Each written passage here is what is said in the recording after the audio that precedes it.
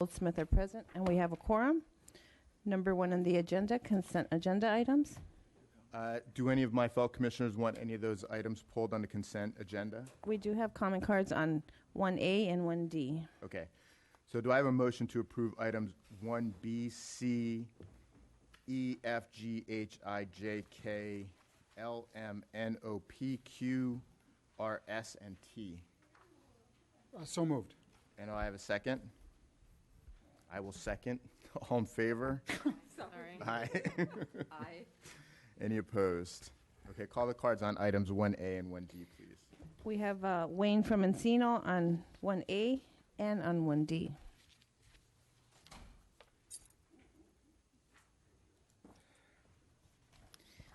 This is relative to a donation valued at $8,000 from the Los Angeles Police Foundation. Okay, very good. So, 'tis the season. Yes, the LAPD has been so good this year. They haven't done anything wrong, so 'tis the season to give. So if you're listening out there, don't give to the Catholic Church. Don't give to your priest or your temple. Come down here and give to the Los Angeles Police Department. They're broke. They're poor. As you can see from this agenda, they're begging for money everywhere. So you need to start going on the edges of freeways and holding up those signs too. So fortunately, they went and they got an $8,000 donation on for that Baker to Vegas relay, and of course that's so important, isn't it, to go all the way to Baker, California, and race your cars and everybody over to Las Vegas, because there's nothing more important than that. We have nothing more important here to do than to fund a race from Baker to Las Vegas. And of course, there are no officers are going to get injured in such an activity, right? And of course, it's not going to impact the pension benefits. It's not going to affect work compensation. Talk about a waste of time. This department needs to get back to doing policing. It needs to get back to constitutional policing, not racing from Baker. And I know you want to go all the way out there to the 15 freeway and see that big thermometer. I know. You know, they got that large thermometer, and you want to see it go up and down. They restored it. And then you want to go to Vegas, because, you know, in Vegas, what they have is all that fun stuff over there that you can't do over here, see? So it's a waste of time, but 'tis the season to give. Spindler, I think you have a comment on 1D. Why don't we go right to that? Yes, 1D, let's see, 975 for the sober graduation program. Oh, yes, we naturally have, we're all saying no to marijuana, right? And that's what 1D is, the evils of marijuana. Children just say no, but wait, the voters just legalized it. So you're going to have to change this donation to telling children about the benefits of smoking marijuana and how good it is and how to keep the minimum amount on them and how not to have it in your car and all the other regulations that they're going to be doing, such as pulling you over for being under the influence of marijuana, even though there's no test. You don't have a field test for that. But it'll be up to the officer's sound discretion to determine if somebody is under the influence smoking their legal weed. And of course, we can trust them. They wouldn't be out in the field writing those tickets just to raise revenue. That's never happened before, and I don't expect it to start now, do you? So, are you going to tell the kids, say no? Or are you going to tell them, the voters just legalized it, here's how to possess it and smoke it? Because that's what you want. You want to drug everybody out. You want to get them hooked. You want to get them a crutch so that one day you can pull that crutch away from them and they'll fall. And then when it's too late, they'll have to have that crutch to live. So the answer is stay away from that drug. stay away from all drugs, and use your mind, because you're going to have to use your mind in the next few years. We got a lunatic coming into office, and you're going to have your faculties and your wits about you. I'll move A and D. Do I have a second? Second. All in favor? Aye. Any opposed? Thank you. Before we go to the regular agenda items, do any of my fellow commissioners have anything they'd like to say this morning? I do, and thank you. First, I did want to indicate to those who were both present and were interested in the hearing last week that there is likely to be a follow-up to that public hearing at our December 6th meeting. In addition, I wanted to acknowledge some really terrific officers that I had the privilege of witnessing in action on last week at St. Elmo's Village, where there was a Days of Dialogue organized by our Community Relations Division, 2 small tables. Community members and members of this department engaged in a conversation that was heart-rending, frank, honest, and incredibly powerful. Finally, I want to say that, or just to acknowledge, something that was particularly troubling on this past weekend. As everyone here, I'm certain, knows that on Sunday, there were 3 police officers targeted in separate incidents around the country.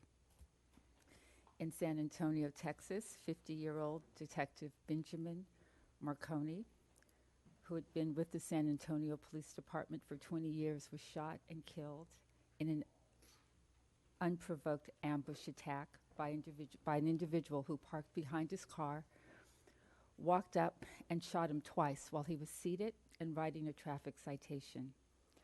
In St. Louis, Missouri, a 46-year-old sergeant was driving down the road when a suspect pulled alongside his police car and shot him twice in the face through his open window.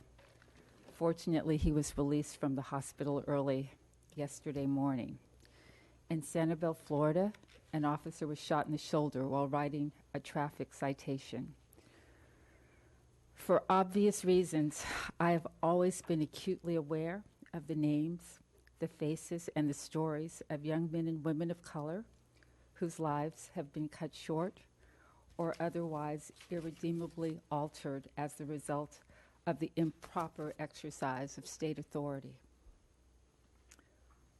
I understand, however, that it is also important to recognize that police work is a dangerous profession in which men and women around this country place themselves in jeopardy every day by simply putting on their uniforms.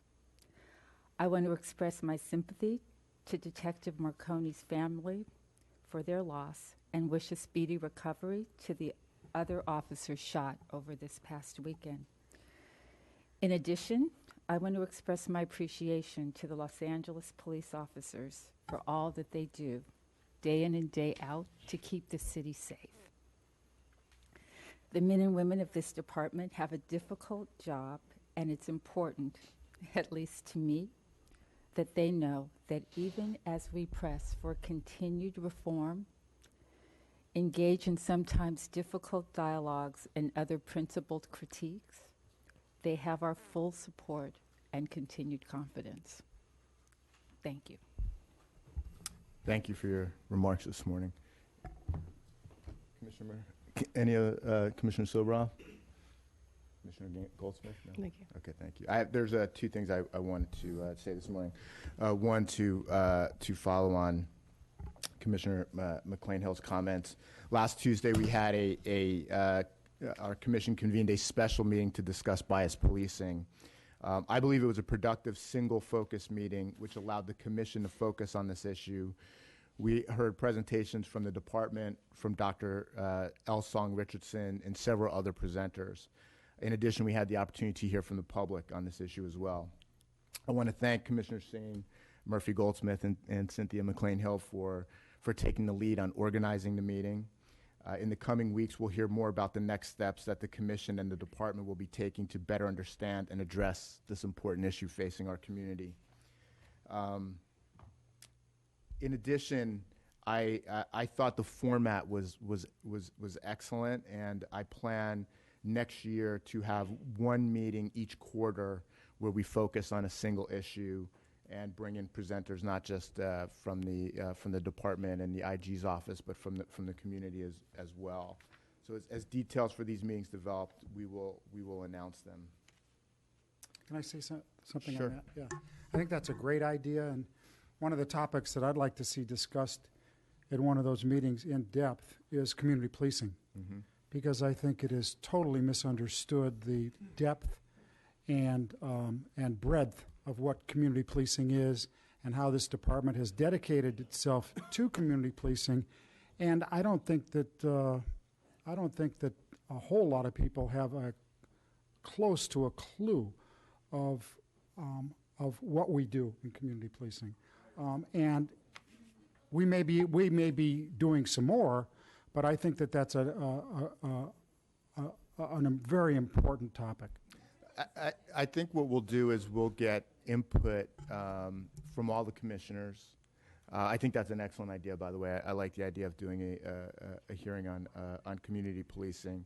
We'll get input from the community as well on try and get a sense of what issues are on people's minds, are important, and create a way to narrow it down to 4. And if we decide that we need to have 6, we'll have 6. Good idea. But I thought it was a productive way to have an in-depth conversation about a specific issue. And I have a request for the Inspector General. A couple of weeks ago now, there was a significant amount of media coverage regarding the number of vehicle pursuits involving LAPD officers. And, I know we saw a substantial increase in 2015, particularly with respect to injuries to bystanders. I know you're already in the process of looking at these pursuits. I'd like to request that analysis also include looking at our policy and how it compares to national standards and what other agencies are doing. I'd also like to get a detailed overview of pursuit statistics over the past 5 years. We know it's always dangerous to look at a year-to-year comparison, so I'd like, and the LA Times focused on 2015 compared to 2014, but I would like to see how it compares to 5-year averages, including the number of injuries and any trends that you are able to identify. Okay? Yes, sir. Okay, thank you. So I think that can bring us to the regular agenda items. Yes. There were 2 items that I thought we needed to have presentations on. Items 2B. You can comment during general comment. That's not an agendized item. You can comment during general public comment. There's not a commissioner comment. They don't need to be on the agenda, sir. So I have a card on what you did. Mr. Hayes, you can make your comment during general public comment. It's I not, have a card on what you just did. and you can make your comment during general public comment. Then you. Either you be quiet or let us talk. You will have your opportunity to talk. I'm not I have a card, sir. Either we're going to settle this now or at court. Well, then we'll settle it at court because there's not an agendized item for you to You shouldn't submit be a card talking. on. You shouldn't be saying anything. Mr. Hayes, they're entitled to speak, not you. Mr. Hayes, can you please have a seat? No, I will not. I wish to speak on what you said and what she said and what he said. Mr. Hayes, you will have your opportunity to speak during general public comment. Submit a card for general public comment, and you will have your opportunity to speak. Look. But Mr. Hayes, we're about to go on to the regular agenda items. Can you please have a seat? It's only going to be 2 lousy minutes. Mr. Hayes, we're not going to. We have rules. We have an agenda. But what you did was illegal. Not- What you it's not- did was it's not just illegal. Mr. What Hayes, you did was illegal. please have a seat. I You don't did want to commission comments, but you did not have a put seat. it I'm on going the to have agenda. to ask you to leave, Mr. Hayes. Mr. Now, Hayes, if your other please have a commissioners don't seat. recognize how it's supposed to be done, that's unfortunate. But Mr. you Hayes, and I know it was Please done have a improperly. seat. Please have a seat so I don't have to ask you to leave. I don't want you I'm to not leave. I leaving. want to hear what you have to say. I'm not leaving this podium voluntarily. If I'm arrested, I will go quietly. But I'm not simply walking away and relinquishing my right to speak. Mr. Hayes, now I'm asking you to leave the room. Can you please leave I'm the not. room? Do you understand? No. Mr. Hayes, If you want to arrest me. we don't want to have to arrest you. Please You don't have to arrest bring me. it Let to me that. talk for 2 minutes, I'm and I will asking you be to through. leave the room so we can get back to our agenda.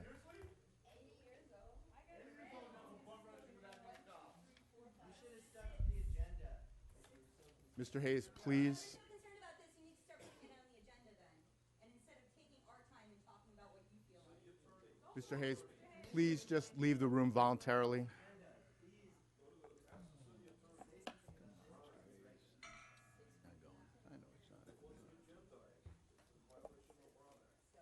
None of the business conducted by this commission can be done without the participation of the public. If you do something, we have a right to voice our opinion, our objections to it. And what you did, beginning with Commissioner Hayes. McKill Hall, I don't want to have was you commission physically com- removed from the room. You've Can you had commission please comments on the voluntarily agenda leave? several times previously. If you don't want to put it on the agenda but do it anyway, then recognize you opened it up for the public.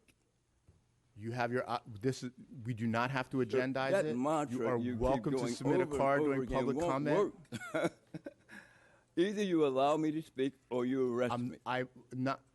I'm not setting the precedent of having, it's not an agendized item. If I allow you to speak, then I have to allow everyone to speak. We're not breaking our rules for you. We've been talking for 2 minutes, sir. I'm well aware of that. Logically, had you allowed me to talk for my lousy 2 minutes, this would be settled. But no, you haven't got the intellect to recognize you're creating a disturbance, not me. What I understand is if I allow you to speak, then I have to allow everyone to speak on any item. The opportunity to speak is on general public comment. I speak on the things that occur on the agenda and the things that occur in the course of commission meetings. And what you've simply done is do commission comments. The officers who have been here regularly understand that. They know what you're doing is improper. If you The think it's officers who improper, regularly then attend please, these you're meetings free to file a know what you lawsuit. did Name me as the was improper, and defendant. know what If you I think am what we're doing saying is improper, correct. it is not. You're free I don't to know how file a settle this, sir. lawsuit. These I are do our not know rules, how and these are the you would basis go that we're on operating back and under. forth for 2 minutes, ranting about me talking for 2 minutes, and it makes no sense. It's impractical. It's illogical. Mr. Hayes, I am not going to. I don't want to have you physically removed from the room. Can you please leave voluntarily?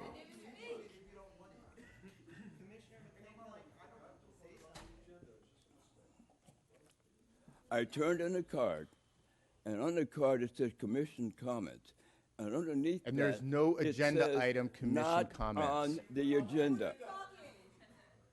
Okay, recognizing that what you have done is not agendized. I recognize that by placing it on the card. That was not agendized, but nevertheless you did it anyway. We're going to take a 3-minute recess, and Mr. Hayes, I'm asking you to leave the room during the recess.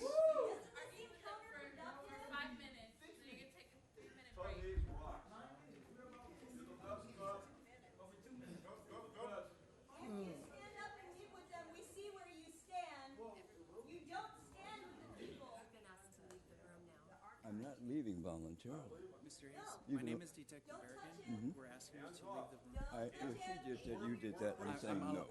Mr. Hayes, we don't want I'm to not arrest you. leaving. Okay, we're gonna have to take you out, okay? No, you arrest me. If we have to, we will. Oh, you arrest me, I'll go volunteer. Put the cuffs on me now. No. Put the cuffs on me. Put your hands Put behind the your back. cuffs Well, on put me. your hands behind your back.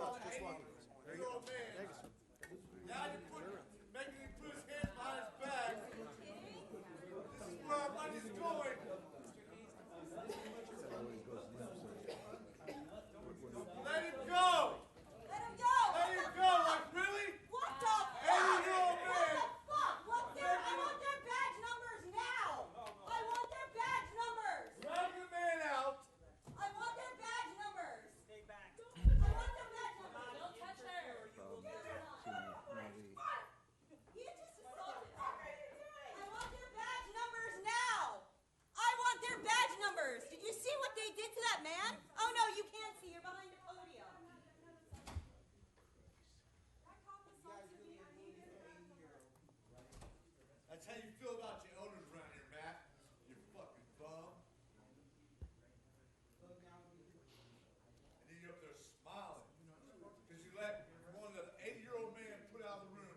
So you're smiling. Show his power. Is that community policing, Soberov? None of you have any fucking spines. We see who you represent. You represent corporate power, white supremacy, and the fucking murderers behind it. Okay, we'll call the meeting back to order. We have comment cards on 2A and 2D. We have comment cards on 2A, B, C, and D. Okay. Do any of my fellow commissioners want to hear a presentation on item 2E? No. Then do I have a motion to move item 2E? It's so moved. Do I have a second? Second. All in favor? Aye. Okay. So do any of my fellow commissioners want a report on item 2A? Okay, then, so let's just go right to comment on item 2A, please. Okay, we have a comment card from Wayne from Encino, and this is relative to the official police garage towing and storage rates for 2017. For the record, I put a card in also on commission comments, which you failed to agendize in violation of the Ralph M. Brown Act. And to answer your question, Mr. Johnson, you said you'd have no problem being named as a defendant. July 29th, already been there and done that. I'm going to amend my complaint to add what you did today. So we got garage towing and storage rates. A certain license owner, a Latino in Van Nuys, made a deal to be convicted of a misdemeanor for violations of issues related possibly to towing. Once that deal was made with the Los Angeles City Attorney's Office, he went back to work. And once he went back to work, the Police Permit Review Panel initiated proceedings to summarily revoke his towing license and his garage permit. The little known thing is that this commission has another commission called the Police Permit Review Panel, and it normally meets 2:30 on Wednesday afternoons. So I attended that meeting, and the man sitting here was about to lose his garage permit until I pointed out that when you plea bargain, that includes in a nolo contendere, no contest, that conviction was not to be used for that purposes. And guess what? After 2 weeks, gotcha. He's entitled to a full hearing. So now, it's all right. I get this on the record. That's the main thing. The gentleman was almost going to lose everything, his livelihood, because you tried to con him in a criminal proceeding and backstab him in making an agreement. But that's the typical thing you do. Like when you just drag the man out of here, you people are reckless. You people need to be sued. You will be sued, and we will have another consent decree. There are no other comment cards on this item. Do I have a motion to move item? So moved. Do I have a second? Second. All in favor? Aye. Any opposed? Okay, let's go to item 2B, where we would like a presentation, of course. Okay, we have the department's report dated November 16, 2016, relative to the fiscal year 2017-2018 proposed budget. There are no copies in the back. There is a binder with the budget that is available for your viewing. It's 566 pages. It was released 3 days ago. No. Good morning, Commissioners. I'm George Villegas, the Director, Office of Administrative Services, and our Chief Morning. Financial Officer is Anne Marie Soward, and she's also joining me. We have the budget presented for you. A lot of work has gone into this. We started back in May or June, I believe, working with the City Administrative Office, working with the Mayor's Office, trying to come up with all the priorities. We worked with all the entities within the department to come up with this proposed budget. So there's been a lot of work that's gone into it in terms of trying to get the priorities correct for the police department. As we've discussed in previous meetings, the significance and importance of transparency. So we have a budget item for a body-worn video. We most recently talked about community surveys this past week. So there's an item in here for community surveys. Hopefully we'll get that approved. There'll be 2 community surveys that will gauge the police department's effectiveness. We also have in here a proposed increase for personnel for the family liaison unit. That was something that's important to us. One of the items that came from the police commissioners in terms of a recommendation was for employee wellness following officer-involved shootings and other categorical incidents. So we have an additional request for 2 additional psychologists, and we're in the process of improving the programs and the processes for the officers returning back to the field and or assessment following officer-involved shootings. So you have that in there as well. Our big push in terms of civilianization to try and get officers back out into the field to augment deployment is also in here, as well as the package for less lethal. So we have a de-escalation component in terms of an option for officers to use rather than when appropriate, rather than to get into officer-involved shooting. So you have that component as well. And then Anne Marie can go over any details. Is that or for any funding. full deployment of the beanbag shotguns? Yeah, that's the beanbag shotguns, the 40 millimeter less lethal, and also for tasers as well, to ensure that everyone has tasers available to them as we move forward. Currently, there's a requirement that all personnel carry tasers. We have sufficient tasers for all personnel when they're out in the field, but we don't have them for every officer just yet. So this will augment that as well, and it'll help us to augment it into the other offices as well. And does that cover the car mounts as well? Yeah, the car mounts so that we can move the shotguns. It also covers the changeover for that as well. And we're changing some excess shotguns so we can have beanbag shotguns as well for every car that goes out on every shift. So hopefully, again, this is a proposed budget, and we're hopeful that we'll be able to get a large percentage of this request. For the benefit of everybody in the room, can you talk a little bit about the process that this is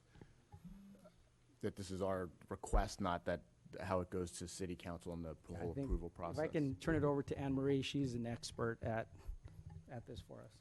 Sure. So we'll go ahead and submit this budget to the mayor and the CAO, at which point they will You need do. to move the microphone a little closer. Thank you. So we'll be submitting this budget to the mayor and the CAO following your approval, and at that point they will do a significant vetting of it. That will take place between now and April. That includes a budget hearing that they will hold with the police department. So we'll have our opportunity to kind of comment at that point as well. And then April 20th, the mayor will put out his proposed budget.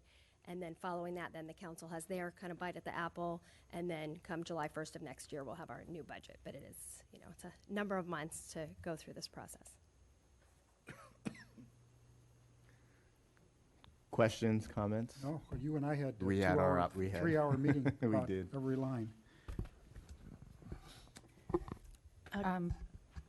Actually, I'm sorry, I did have a question. It just goes to, among the things that is been easily observable throughout my visits around the department is the rather antiquated technology, just in the most basic functions.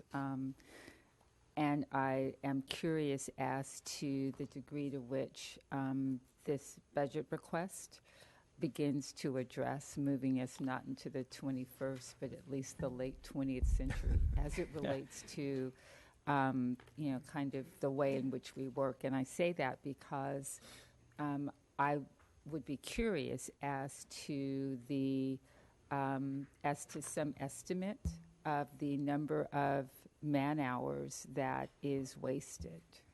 Because it takes so very long to do basic functions, basic work functions throughout the department because of technology.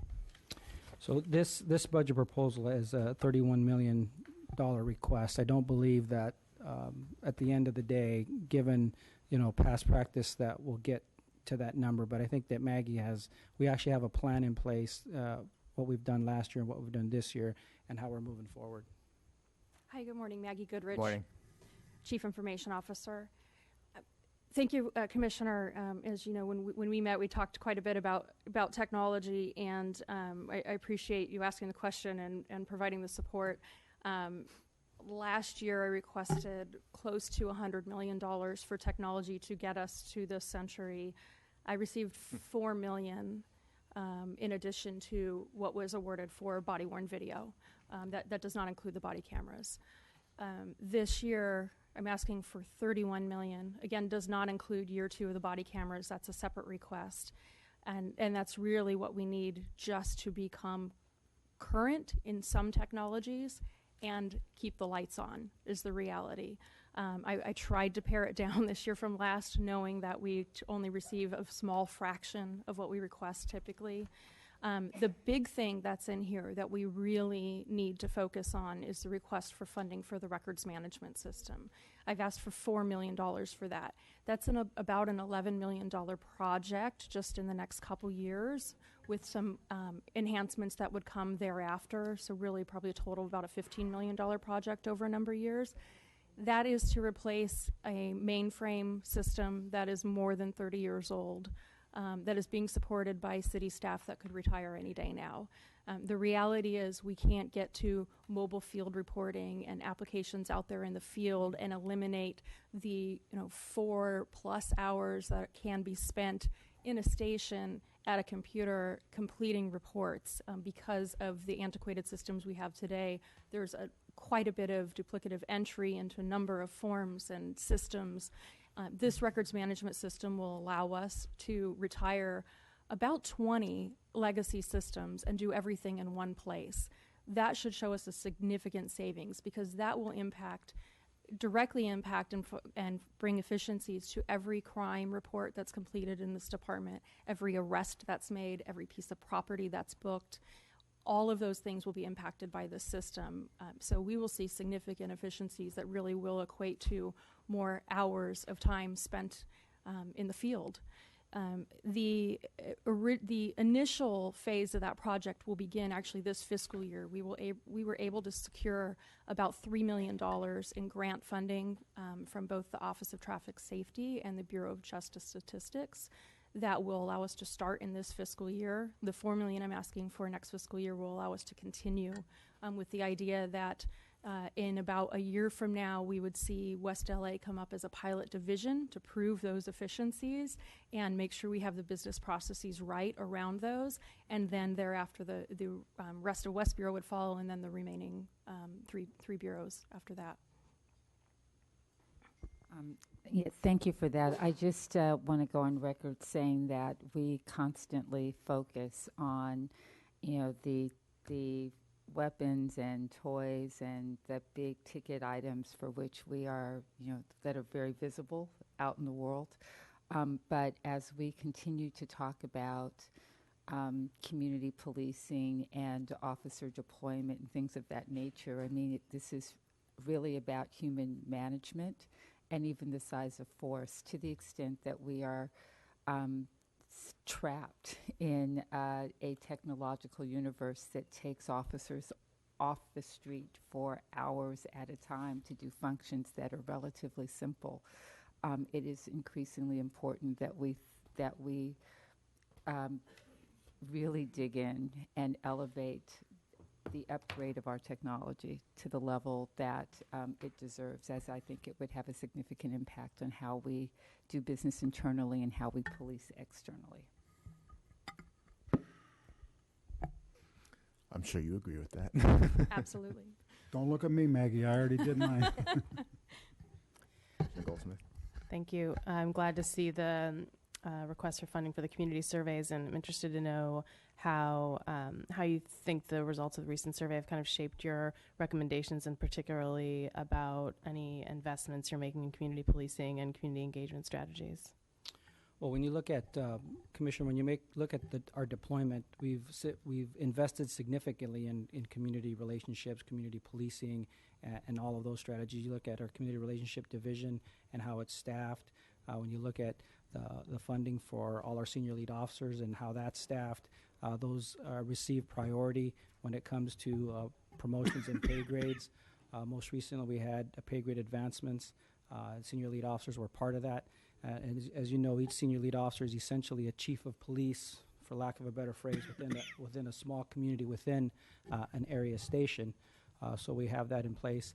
The community surveys, the ones we've done before, the ones that we're planning to do again, will further align us to make sure that we're moving in the direction that's consistent with the expectations of the community, and that we are responding to the community as a large in pockets of community as well as the community as a whole. So we have that in place as well.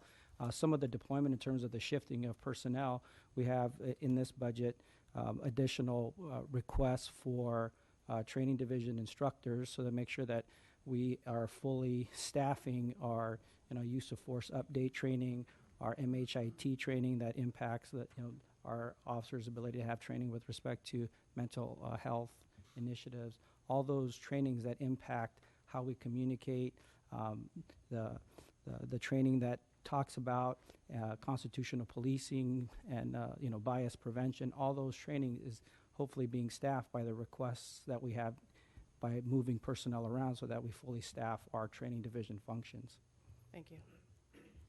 With regard to the state racial profiling law, do you have any current needs to improve data collection and analysis to comply with that law, in fact, be a national leader in your work on that, in that area? With the state law, we've met with California DOJ a number of times now. We've actually developed a mobile application to collect the data, and that will be one of the first mobile apps that's deployed to those smartphones that are being deployed with the body cameras. The guidance from the working group that was put together by DOJ is due out this January, so we're waiting on that guidance to make sure that we got all of the fields down correctly. There's some interpretation in that bill that needs to be published, but we basically will have an app ready to go and ready to collect that data. Great. I know that there's a lot of concern about the threats to federal funding as a result of our chief taking such a powerful and strong stance, and thank you, Chief, for doing that in defense of our immigrant residents here. Is there a plan for managing a potential shortfall in that area? I think. Well, I think that's not for them. That's for the mayor and the council, who are taking very strong action to work with the federal government to ensure that funding continues. It's a fairness issue. The federal money comes from the states and then returns to the states, and I think that's an important concept that people need to remember. So, I will work, and so will the mayor, and so will the council on ensuring the funding. Now, part of the budget, you can see that that's about a $50 million ticket for the Los Angeles Police Department. So, it's a significant amount of money, and it would definitely affect us. But having said that, money is no substitute for doing the right thing, and we do the right thing regardless of consequence. Yep. I've done it all my life. Thank you. Any other questions? No, thank you. Any other questions? No. Let's, how many public comments? do We have 7 common cards. Please call the cards. Okay, we have Jerry Dietrich, Thank you very much for the presentation. Beth Kemp, and Paula Miner. Chief.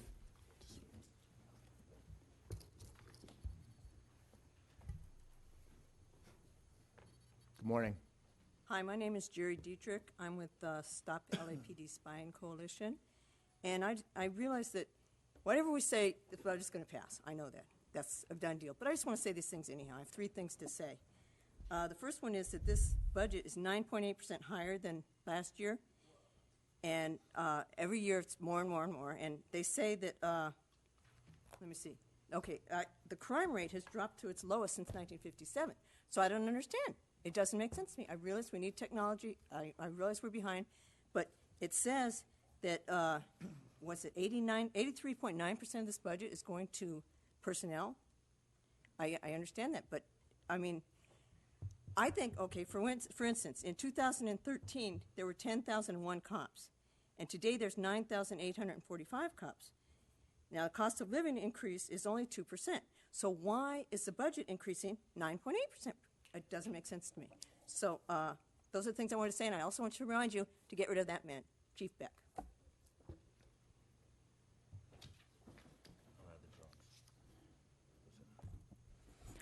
I think it's absolutely atrocious that we were given 3 days to see a 566-page report. There is 1 copy in the back, so you want everybody in this room to fight over 1 copy. It's really irresponsible for the police department to continue to put out documents like this in this fashion and not give the public access. As we've spoken, it's a very privileged thing to do because a lot of people don't have internet access, don't have access to a printer, and don't have access to these copies. So asking people to just go along with whatever you say is bullshit and is a violation of the Brown Act. And for the audience, so you know, you can get things mailed to you. So I suggest start getting things mailed to you and request. So they'll have to up their budget a little bit more to pay for all the mailings they have to do. And if you really want to cut the budget, the best way to cut the budget is by firing Chief Beck. Paula Miner, followed by Wayne from Encino, and Dante Cherry.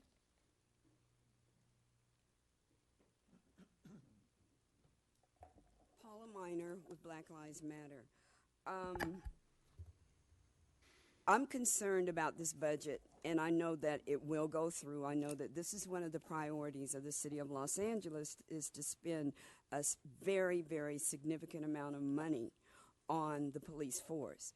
And I know that's a trend, and I know that some of the things that we say will not even be listened to. But I have a particular and very specific recommendation I would like the commission to consider. And that has to do with increasing the GRID program. That is the gang reduction program that is within this budget. And we feel like that maybe one of the police tactics that should be increased is trying to reduce some of the crime that leads to some of the incidents that we continue to come here and talk about. There was an analysis done of the salaries, I think, and I forgot which level, but I think at the beginning level, police officers in 2015 that said with the benefits and the way it's budgeted that at least 3 additional GRID workers could be hired.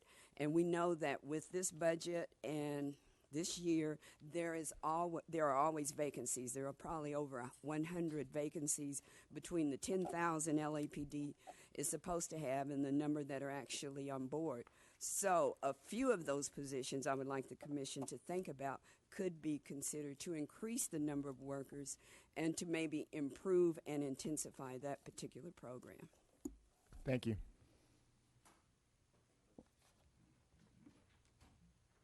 Yeah, so anyway, if Ice Cube were here, he'd tell you about your budget.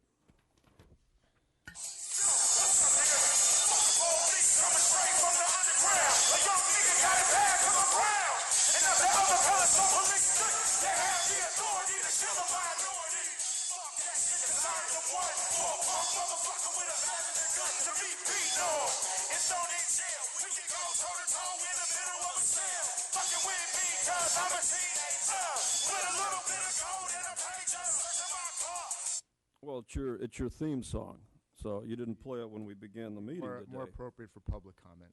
Well, it's your theme song, and you have to begin each meeting with it. Okay, you didn't, like commission comments, you didn't put it on the agenda. So, what do we really got here? And I'm really surprised, Cynthia McLean Hill, you're too smart for this budget. It's, you know what they're doing here. they have to paper over all of their legal bullshit. And that's going to take up about 20-25% of this budget for all the killings and the shootings and the workplace violations and all of the criminal conduct. 25% of that money, about $1 billion, has to go. If you'd fire the police chief, you could cut this budget 25% overnight and hire 500 more cops, according to my analysis. But you have to keep the criminal in his chair, and we have to pay another $1 billion of legal liability costs and expenses. And you know why, Cynthia? You know why he sits in that chair? Because he's got all of those dossiers and dirt on everybody, like our mayor. Did you know that our mayor and me have one thing in common? Both of us have never slept with his wife before. Isn't that amazing? So you see, Charles engages in rumor control, and Winnie Pooh up here does the same thing. We'll see you in federal court very soon.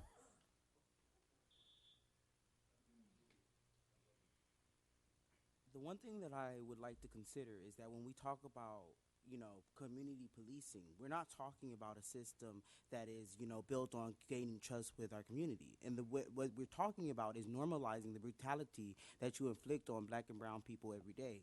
And I don't think normalizing that is okay in any way, shape, or form. When we talk about the budget, we talk about giving you guys more money to brutalize our people. And that is not something that I agree to. And as an American, I should have the right not to agree to paying you to kill my family, paying you to kill my people. And that is something that disgusts me. That is something that is sickening. And all we're talking about is making more and more money because this is a capitalist state and it's based on making money to kill our people. That's what you guys are. You're getting paid to kill our people. And we need to shut that down. We need to shut that down. And by shutting that down, I mean stop paying for anything. Stop buying into capitalism in any way. Because none of this is going to be stopped by coming here and talking to you guys about your fucking budget. Because you don't care about the budget. You don't care about making yourself better. You don't care about not brutalizing my people. I don't hear one thing about not brutalizing people. When we talk about the data software, oh, that's a way of combating racial profiling. No, the data is racist itself. If you put that racist data into a machine, it's going to give you racist results. And that's what you're counting on. You're counting on continuing the racism so that you can continue killing people for money. This whole point is for money, and you want to continue killing our people for money, getting them put in jails for money. And so my wish is not to talk to you guys because this is pointless. You guys are pointless. The only reason you're here is so that we can waste our energy in talking to you. I'm here to convince my people, stop giving the money because that's what you want. Stop spending money because that's what you want. We need to put our money back into our community. And putting our money into this sickening piece of shit fucking state is doing nothing but killing us on the front lines. We cannot continue to be killed for your pockets. And that's what you guys are hoping for. And you know it. And you know it. So I'm not here for y'all. I'm here to tell y'all we got to stop giving our money in any way. Thank you, Hamid Khan and Kai Utsumi.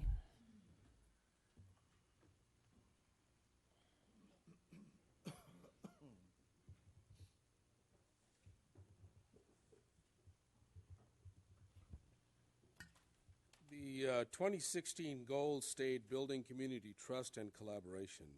But I think last week, one of the things that came out from your own surveys which were obviously there was a lot of conflict of interest, that less than 50% of people surveyed who were communities of color had no trust in the LAPD. So let's be very clear about the goals. Secondly, the issue about mayor's priority outcomes. You're talking about making our communities the safest in the nation. This coming from a police department that is the most murderous police department in the country. Last year, they led the country in murdering the most people, 21. This year, they're again leading. So I think looking at the goals and the outcomes, it's nothing but a facade. So let's set that aside. Then, asking for a 9% increase in a department that is the most recession-proof department in the country. In 2009, at the height of the recession, they were hiring people, and they were gloating about it and publicly stating that we're the most recession-proof department. So what is this? This is basically rewarding an institution that thrives in a culture of denial, You have hundreds and hundreds of reports of racial profiling, and 0 gets sustained. So we're looking at a department that thrives in a culture of denial. It's about rewarding a department that is the most murderous police department in the country, and we're going to have to keep on repeating it for you all to know, because as shock absorbers of the system, you need to be put to shame for rubber stamping things like that. You are rewarding a department that misclassifies crimes report as well. Both publicly, as was stated, your own internal emails are showing that you're misclassifying crime reports just to look good. You're rewarding a department that intentionally breaks antennas on in-car video cameras, and nothing happens. No investigation, nothing happens. There are internal emails where Richard Trefank is also saying that the command staff has abdicated its responsibility to hold people accountable. So what we have is a culture, what we have is a system when you're showing how many officers, 32 allegations in 3 years. Domestic violence, 32% of those domestic violence were sustained. 1/3 of your department is engaging in domestic violence. So I think this is something that you talk about vetting. Soborov sits there and talks to Matt Johnson that we spent 3 hours. If this is the vetting, then we all know this is not just Thank you an for your illusion, comments, but Mr. Khan. rewarding a corrupt department. Kai Utsumi.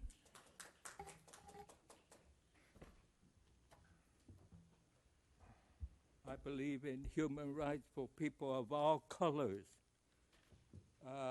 Besides targeting black and brown people as criminals that the LAPD does, LAPD presently has enough police. In fact, they have more than enough. Just count the amount of police in this room, all right? There are 25, 30 or more. And a week ago, at the police commission meeting in city council, there were swarms of police just standing around inside and outside the council room. LAPD presently takes so much of the LA city budget that it leaves all the other essential needs for human treatment with lack of funds. And I believe an approach to humane treatment rather than a brutal and criminalizing and killing and murdering is more necessary. LAPD has too much police, too much money.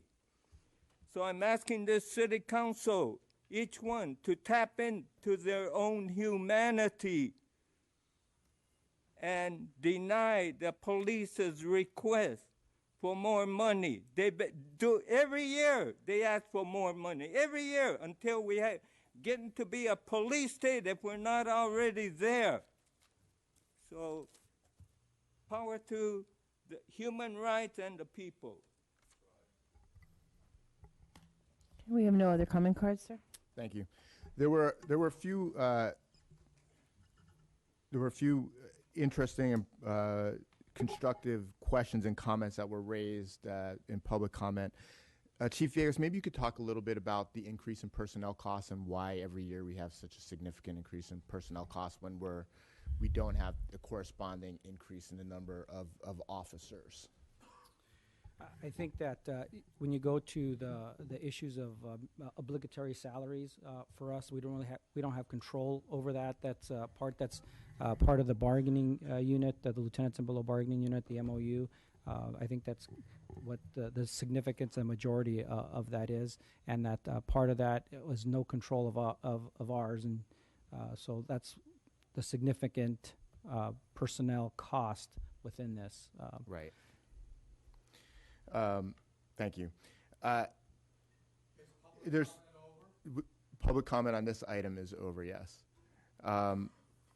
There were one of our speakers raised a question about grid, and I just want to point out that we have expanded the grid program. It's been a priority for this mayor, along with the summer night lights and the Friday night lights program, which the department staffs and participates in as well. Do you want to talk for a few seconds Correct. about that? One of the priorities for the chief of police, the police department, is to ensure that we are appropriately staffed in all of the personnel that are assigned to those programs, and we work hand in hand with the mayor's office and with our nonprofit organizations that work with the interventionists, et cetera, so that we're always staffing those parks and we're always staffing those relationships, and we're staffing the programs and processes for the youth, for from the cadet program to the Jeopardy program to the programs that are in the various housing developments that have been successful for us, and we will continue to staff those. Those are a major priority for us. Now, they don't show up in terms of line items in this budget, but they do show up in terms of our personnel deployment and how we staff them on a 28-day deployment period. Thank you. I want to remind everybody that this is a budget request. If you have issues or concerns with the budget, you have opportunity to be heard on it in front of City Council, which this will go to next after the mayor's office. So I encourage you to, if you have thoughts on this budget, to bring them up at City Council. Mr. Khan, you've had your opportunity to speak. If you would like to speak more, submit a card during public comment. I have reviewed this budget. As Commissioner Sobroff said, we spent hours meeting with the department, going through this budget, and I'm comfortable with it. If you have an issue with it, you can speak at City Council. Do any of my fellow commissioners have any other questions or comments for the department? Can you talk more about how this budget will help you achieve your hiring goals for the year? Can I please have quiet in the audience? On the sworn side? Yes. So basically, we've historically had the funding for 10,000. This year we're actually asking to get up to 10,023. Part of those additional positions are additional officers for our recruitment division to handle interviewing the police officer candidates and verifying their personal history, because that will obviously help us. So that, coupled with the department's focus on recruitment, our goal is to reach, well, we're asking for, I mean, we'll see what happens, but that's why we're asking for it to end the year with 10,023. And so basically, we are anticipating attrition of about 419. We would hire 442. So it's definitely a robust hiring plan, but we believe that we can achieve that.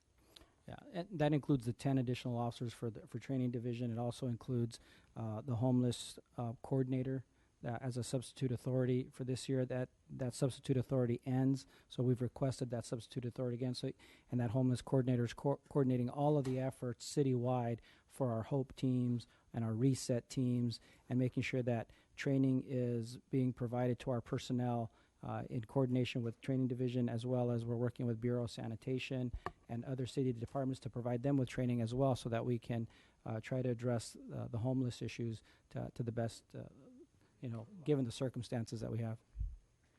Thank you. I had an opportunity to attend a ride along with Sergeant Fox of the HOPE teams, and really appreciated the opportunity to learn more about that, and love to work with the department to make sure that we're engaging productively and compassionately with homeless individuals. Ma'am, you've interrupted the meeting half a dozen times now. If you interrupt again, I'm going to ask you to leave.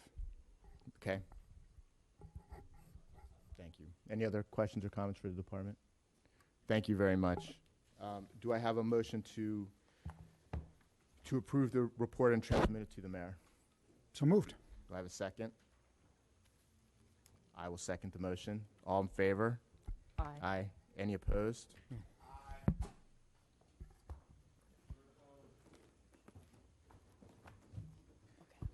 Commissioner, when do we see this item again? Well, it goes to the mayor, and then it goes to the council, and the council will essentially tell us what our budget No, is. I understand that. So when it's final, I'm sorry, when it's finally approved, is it possible to get a sort of a follow-up presentation? Sure. I'm just, because this is a request. This has Right. nothing to do with what's going to happen. Sure, we can get a Thank you. report on what we got versus what we asked for. Okay, we're now on item 2C. Would you like a report on this, Yes, Commissioner? we'd like a report on item 2C, please. Department report dated November 17, 2016, relative to the Mental Evaluation Unit's third quarterly report for 2016. Good morning. Morning. Morning.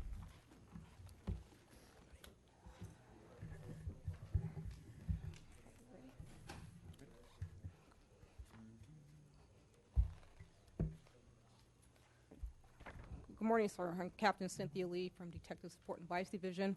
Morning. With me is Lieutenant Brian Bixler to my left and Commander Todd Chingman to my right. This is just Okay, hold on one second. Is there something wrong with the microphones today, because they are very low? Can you tap your mic? Okay. Maybe you just need to speak, because I think with all the speakers today, it has been low. So just try to speak up a little bit and have the microphone a little bit closer to your face. Thank you. Yes, sir. This is a review of the mental evaluation expansion for the third quarter.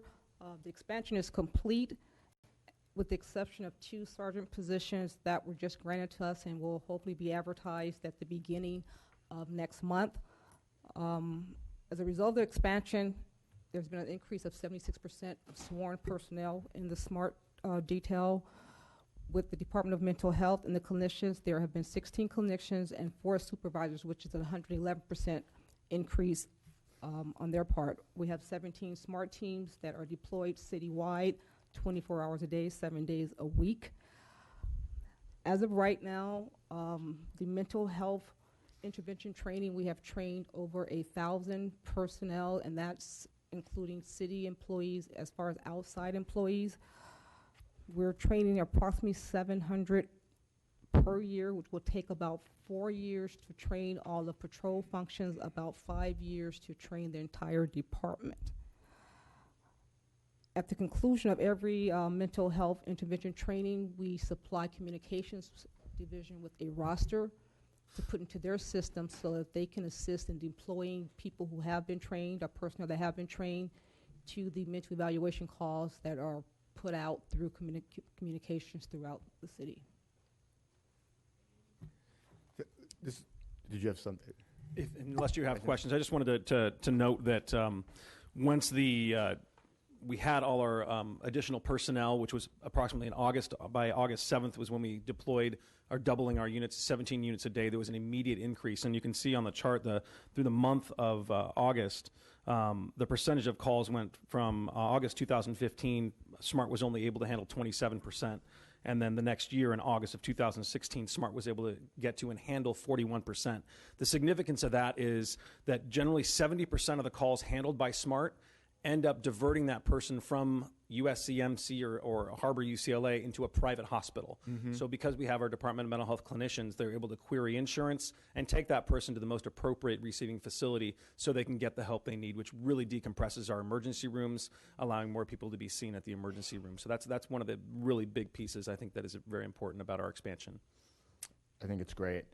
Now, we also saw a 30% increase in the number of calls for service involving people that are mentally ill. And the raw numbers are 1,800 versus 1,400. So that's obviously a very significant increase. It's a lot of calls. Do you think that we now have the correct number of SMART teams, or do you think we need a further expansion of this program? That's a great question.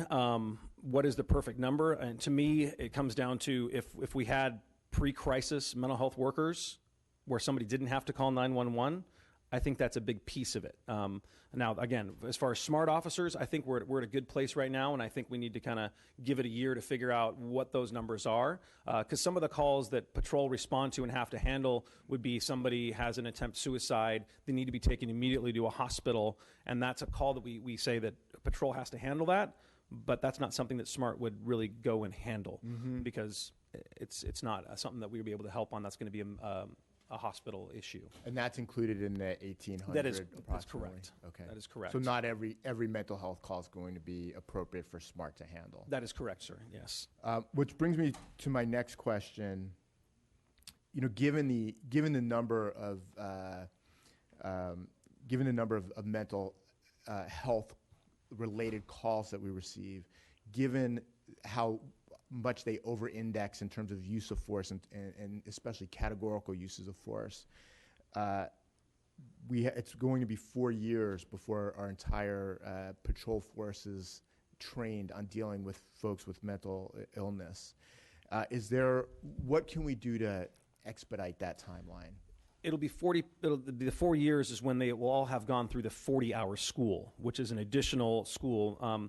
The national model is for only 20% of your patrol force to go through a 40-hour school with mental health. We've changed that, and we say that every class that comes out, once they've been in the field for 11 months, they shall go through this school. So we're training every brand new recruit. Once they're 11 months out of the academy, they're going to go through this 40-hour school, which is well above the national standard. We also have an 8-hour school. We're starting in January, which is going to get all of our field training officers to go through that school. And so everyone who's out there training a P1 will have to go through that school by July of 2017 to be certified as a field training officer for the state of California. And so we are doing additional things. That 40-hour school, like I said, is kind of the state of the art, and that's the one we really want everybody to go to. And so I don't know if there's anything else. Right. Do we have any? Go ahead. And I'd just like to add also, the department, obviously with the increase in mental health calls for service for the entire organization, on 11/10/16, there was an order that was published through communication divisions that said when units get called or dispatched to a mental health issue, a supervisor will attend that as well, because we see the need for that oversight and for that management. And so that's a huge component. And then also specifically related to the calls for service, probably in our most, I would say the biggest threat to the organization is dealing with our homeless population in regards to the mental health issues and the narcotics abuse that involve that really complex issue. And besides the 1,000 individuals throughout the organization that have been receiving this training, there's been a total of 155 involved specifically with the homeless population and the homeless community who have received this training. That's been involved with our reset team, with our HOPE teams. They have been basically they have to attend the training before they get those positions. And that's something that, again, I think is unique to the city of Los Angeles. I recently had the opportunity to go back to Harvard at a Human Service Summit and basically convey the department's and the chief's vision on where we are at. And out of the number of major cities that were there, Los Angeles Police Department and the city of Los Angeles, based on the vision of Chief Beck, we are one of the few that have anything even like what we are instituting right now. So it's a very positive sign for the direction that we are going. And Commissioner, I know that the burden of this training doesn't escape you. You know that when we talk about 700 officers being trained a year, that's 700 people out of the field for a week. And so we're working on it, and we will work through it, and Todd's exactly right. We try to put it, overtrain in the places where it will be the most used, you know, in Skid Row and Pacific, places where we have our greatest concentration of folks with mental health crisis, and so we're working towards that. You know, we will do everything we can to accelerate it, but the whole department can't train at the same time. Sir, stop interrupting the meeting. You've also interrupted several times. If you interrupt again, I'm going to ask you to leave. And Commissioner, it also should be noted that, you know, as Lieutenant Bixler said, that's the 40-hour training. All department personnel received MBU training during the department's preservation of life and public trust training. So all department employees have received some type of training. The 40 hours is just an enhanced version for that. Great, thank you. I have a couple of things that just come to mind. First, and perhaps, Chief, this is a question for you, or it may be a question for someone at the table, but how are we coordinating with, and what kind of support are we either requesting or getting from city and government, or from government and I guess and other private sector players who have more direct responsibilities for these issues? I mean, I think it's important and fully support the commitment of time, resources, and the additional expertise that we are developing within the department. But obviously, we are not equipped to, on our own, address these significant public health issues. And so I'm curious as to what we are doing and what kind of collaborations are being built. May I add to your question before they respond to it? Because I agree with you. I mean, certainly, you're. We had a huge increase in calls. And the big question is, why? And the reason is that the service providers who try and help the people that need these services are overwhelmed and they're underfunded. This responsibility has to go way beyond LAPD. We can't solve society's failings. This is a failing of society, and it is bubbling up like a tsunami on you guys. And if you look at every single category of crime, it's happening in every single place. This is nothing that can be policed out of. I appreciate exactly what we're doing, and we're doing the exact right thing. Sir, can you please stop disrupting the meeting and let the commissioner finish? But the his service question? providers, the hospitals, the other cities that are sending their homeless here to get rid of their issues, there is a societal responsibility to this that I think is being just hugely neglected. And I can address a little bit on both of the questions. Thank you. Without question, that's one thing that we looked at organizationally was breaking out of specifically what LAPD can do by ourselves. We knew that we could not succeed. We knew that some of our policies and procedures weren't going to be effective as what we saw in the past, and so we knew that collaboration was going to have to be a huge part, specifically in dealing with our homeless population. With that in mind, again, we took it out of a silo and we took a centralized approach of bringing in other entities outside of this organization to help support that. We have brought in LAHSA. LAHSA, in turn, has a huge amount. LAHSA is Los Angeles Housing Service Authority, and we have connections with them. Okay, sir, I've asked you several times, and I'm asking you to leave the room.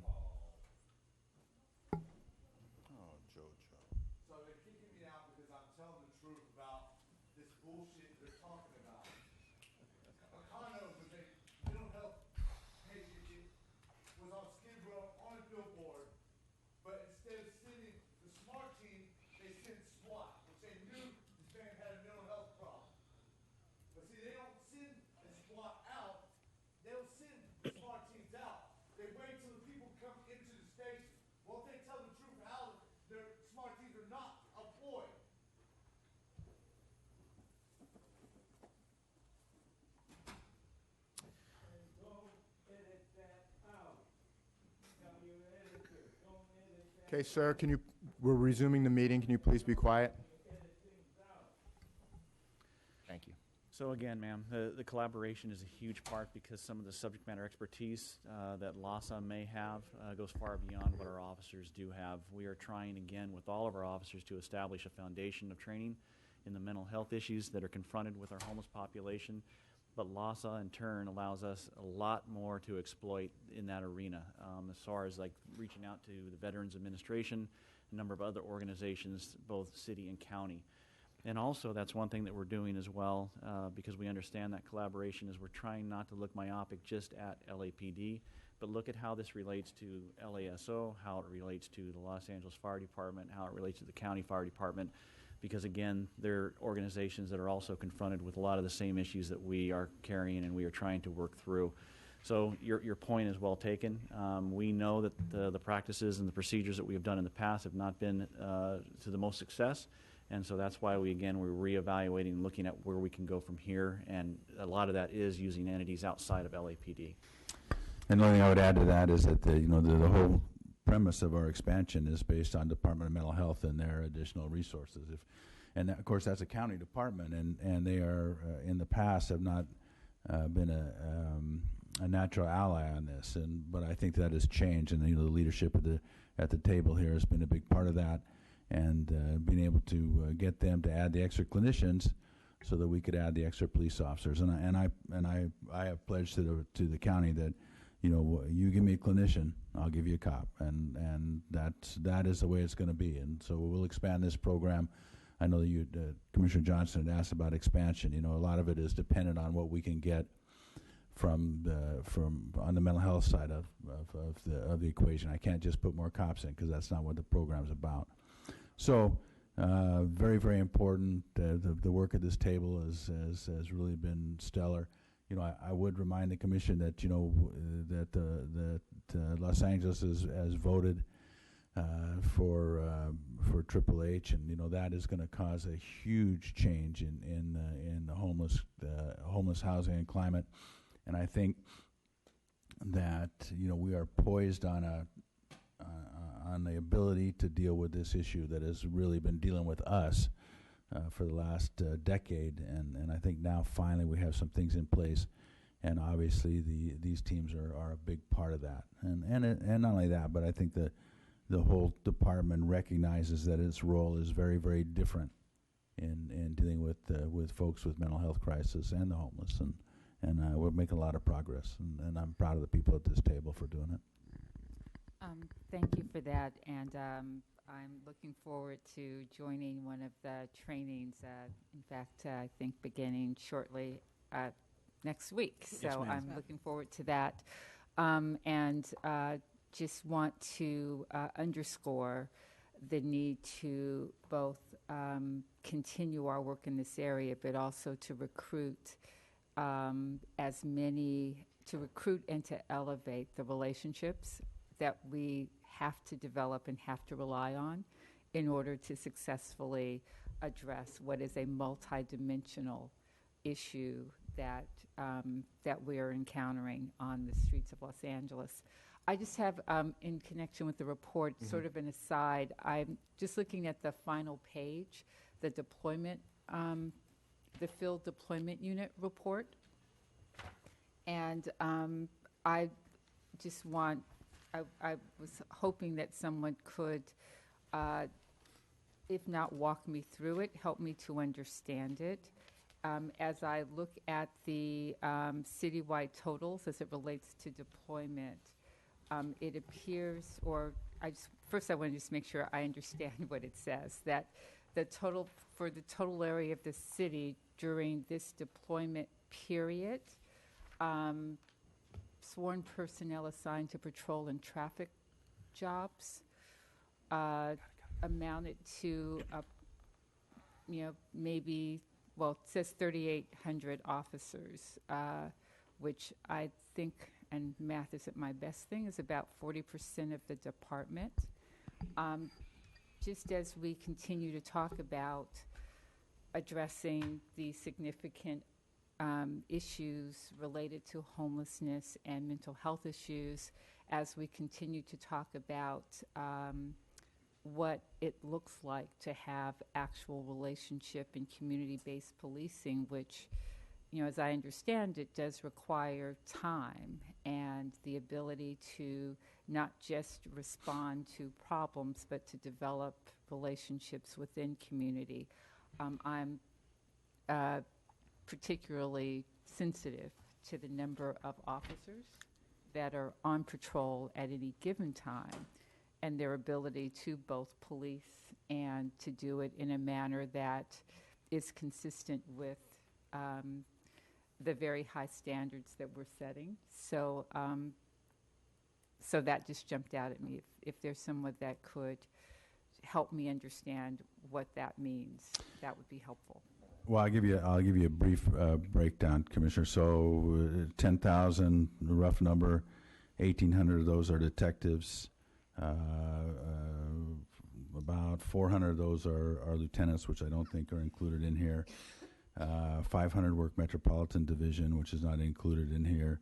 Another 600 or so work gangs, which is not included in here. Every station has about 70 people that perform station functions, the desk, the kit room, the what we call fixed post functions. So that's another 1,400 or so. So police deployment, by the time you subtract all the functions out, it gets pretty thin.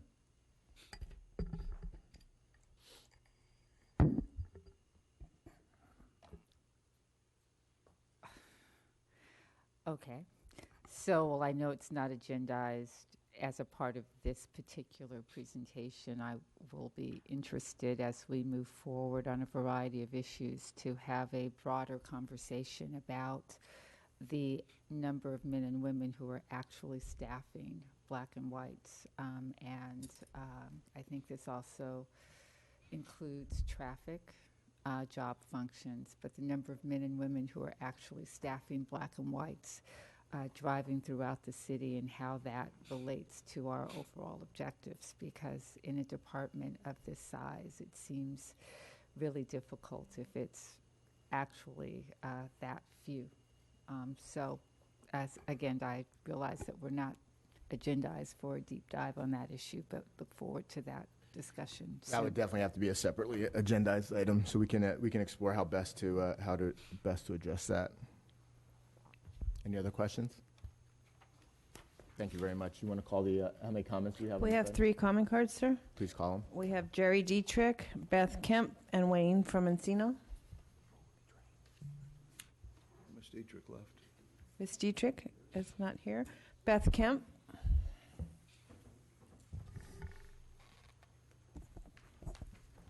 I'm speaking today on behalf of an organization that was founded in Skid Row because of this exact cause. It's called Community Resiliency. I have video of multiple mental health calls over the past few months that happened in Central Division. From what multiple Central Division officers have told us, mental health SMART teams are not and will not be deployed in Skid Row, where they are needed the most, as JoJo had said. When we have seen the SMART team out, it was for a man who did not speak English, and the SMART team did not speak Spanish, therefore rendering them useless. Okay, every day I see mental health situations, and most of the times they are met with aggression and abuse, not sympathy for the situation as it is. You know, we had to create this group to help people with their mental health situations because the LAPD and the Department of Mental Health have been negligent in actually helping these people. Drugging someone up and throwing them back out on the streets is not helping somebody. Just bringing them in for a 72-hour hold is not helping somebody. Giving someone a 2-week hotel voucher and then kicking them out the next day because they are bipolar is not helping somebody. Okay, if you want to get to the root of the cause, policing is not going to help it, and these SMART teams are a joke because, you know what, having armed uniformed officers coming at you when you are in crisis doesn't make the situation better, doesn't help anyone to deactivate or defuse. In fact, if anything, I've watched it again and again create more havoc and put the person into more danger. And the last time that we had a mental health call, one of your officers lied, called in and said he had a knife when all he had was a "fuck the police" sign. I was standing in the middle of the street with him. Your officers showed up armed and ready to kill him. I stood in front of them and refused to let him take him. And that's what community resiliency is about. We're going to take care of each other because you're not going to take care of us. You support your use of puppets to de-escalate these situations. And so, you know, I went ahead and this is what they look like. This is the LAPD's new policy. So when you get out of the car, now the cop will put all his tools away and they'll go, "Are you okay? Put your hands up. I'm not a police officer, I'm just a puppet." And that's the way they're going to do these calls from now on. Imagine the money you're going to save. Who would shoot anybody with this cute little puppet? Isn't that great? "Hello, Charlie Beck. Are you going to resign today? Please look at the puppet. Resign. Resign." See, it already has the effect. See, de-escalation. So, you guys, you play puppet games with this subject. You're going to keep enforcing 5150. You just did it the other day when you did some call and you took Kanye West out. And, of course, then you had to convince him that you weren't holding him officially in a 5150, but he had to go in for treatment for exhaustion. Another good thing that our lovely police chief does is every time you get a burglar alarm, you have to get a permit for that burglar alarm, and he has a database So whenever he doesn't like you, they throw a rock in the window, and then they activate the alarm, and they come in and break into your house and take anything they want under the name of public safety. It's all a lie. You work for a liar, a system of lies, a budget of lies. It's all BS. It's all puppet show. And the only way it's going to be stopped is a federal consent decree that will force that police chief to resign. Let's not have a police chief anymore. Let's just have no police chief and no more violence. And we do have one final comment card on this item. Neubauer.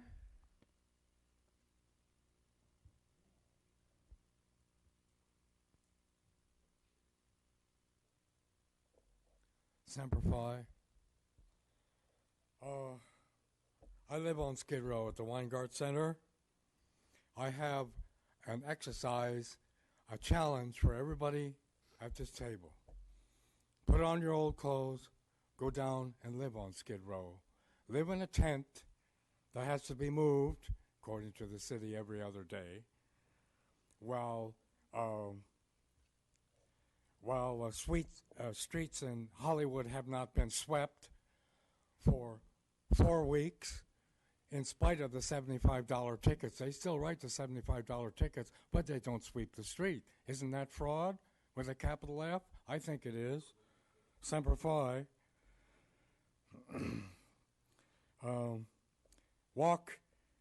Go down to Skid Row in your plain clothes and try and walk in the street with trash that makes you look out for traffic, makes you dodge traffic, and compete with 25% of the population of Mexico for the dirtiest jobs in town. Stamp cans for even with aluminum standing at $2 a pound, you'll make about 50 cents an hour. Now, live in those situations and work in that situation and see how long you keep your mental health. Semper Fi. There are no other comment cards on this item. Okay, do I have a motion to approve the department's report? Yes, sir. So moved. Have a second? Second. Thank you. All in favor? Aye. Any opposed? Thank you. Thank you. Thank you. Good job. I don't think we need reports on items 2D or 2E unless any of my fellow commissioners. I believe you already voted on 2E, right? Oh, we voted on 2E. Okay, so it's just 2D is left? 2D. We have two comment cards. We have Axel Palacios and Wayne from Encino. Okay. Let's go right to the cards, please. And this is relative to the grant application and award acceptance for the 2016 National Crime Gun Intelligence Center Initiative Grant. Good morning, Commissioners. Good morning. My name is Axel Palacios, and I'm with the Office of Councilman Joe Buscaino. And I'm here today asking, it's kind of more of a general question or how I could be connected to how this funding that's now been accepted for the City of Los Angeles, how it gets broken up and distributed within the department. So I want to know, for these gun centers, is it specifically just the general police department gets this funding, or does it go to specific divisions having to do with, like an increase in gun crime? And I only ask that because I work out of the Watts District Office, and we work pretty closely with the Southeast Division, and there's been a really large increase in the confiscation of illegal weapons, specifically firearms. And so we just want to know if the funding goes to areas where it's kind of needed the most, or the divisions that need it the most. And that's, if anyone can direct me to that, or if there's anyone I can speak to regarding that information, I'd really appreciate it. Thank you. Chief Beck, do you want to have someone from the department answer that now, or get back to the council member's office later? Yeah, I'll have Chief Scott answer that.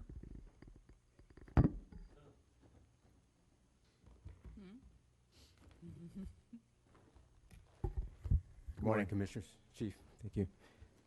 So to the question of where that Gun Crime Intelligence Center will be focused, primarily in South Bureau. The pilot is going to primarily be focused in 77th Division. We did a 10-year analysis of our gun crime, and there were 4 divisions, 77th, Southeast, Southwest, and Newton, that were basically the top divisions of gun crime for the past 10 years, 77th being the highest.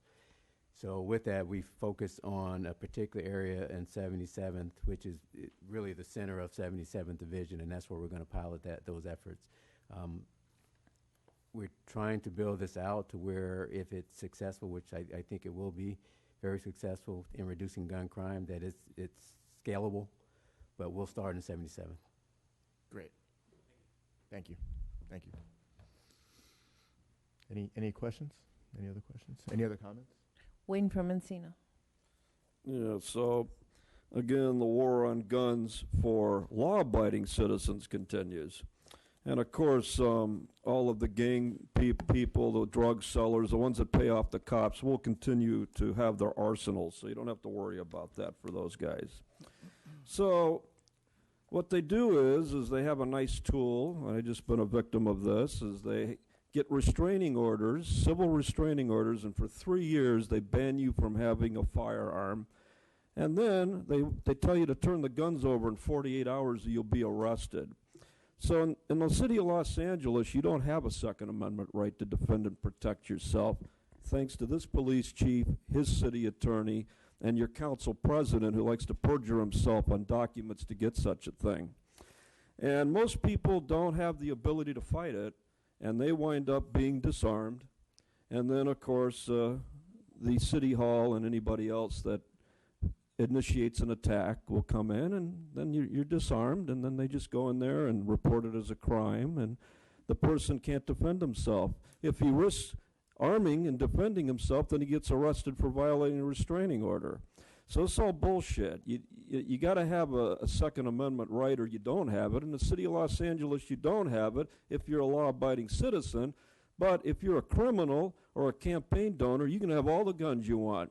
Even illegal ones, even machine guns, even if you work for a studio and you want a full-fledged military, fully automatic rifle, you only have to fill out a form and a $50 fee, and you can have that machine gun as long as it's, quote, used for movie production, unquote.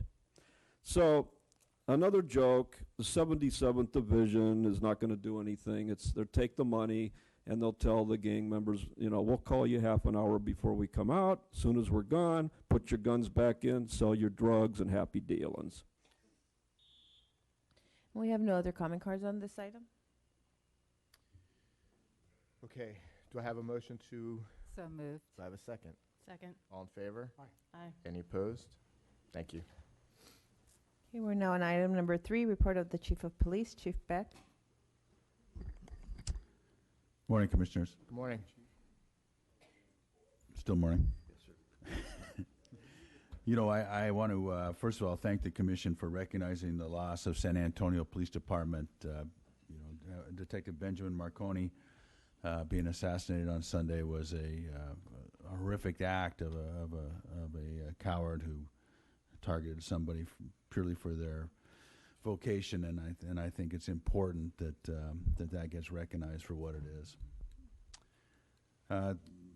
This is we haven't had a chief's report since November 1st, so this covers a huge swath of time, including the presidential elections. And as you all know, post-election, we had a number of protests against the election, covering at least 4 nights of large-scale activity, and then several nights of smaller-scale activity.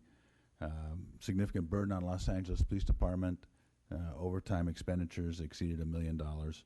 It is as a small police department when these things happen, and it can be very, very, very difficult for us to police. But I think that the department did an exemplary job, and I commend not only the command staff but that supervisor, but the rank and file, and they performed much to their credit. I got calls from the people that you would least expect, the Lawyers Guild, ACLU, and a number of other folks that respected the way that we police those crowds. And I will remind you that there were a significant number of arrests made.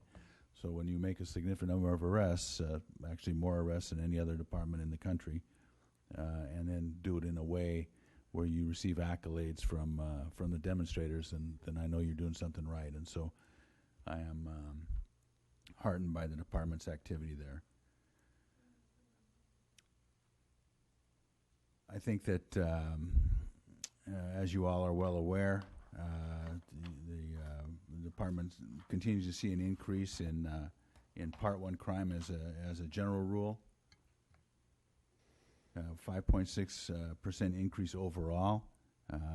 Had a significant reduction in rape, significant reduction in burglaries, a reduction in personal thefts, but we continue to see an increase in vehicle thefts, which is a primary driver because of the numbers involved. Thefts from vehicle, which is a primary driver because of the numbers involved. Small increase in homicides, about 7 more than this time last year, and a overall increase in violent crime of about 10.8%, primarily driven by robberies and aggravated assaults. Victims shot, we have about 22 more people shot this year than last year for a 2.2% increase. Categorical use of force are down about 3.5% from the 4-year average.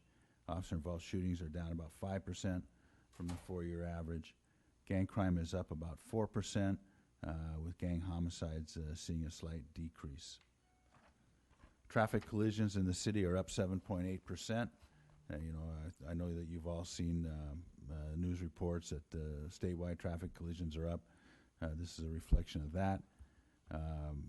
Of significant concern, though, is that our fatal traffic collisions are up significantly, about 36%. So that's 219 versus 160, to give you an idea how many people are killed in traffic collisions in the city of Los Angeles.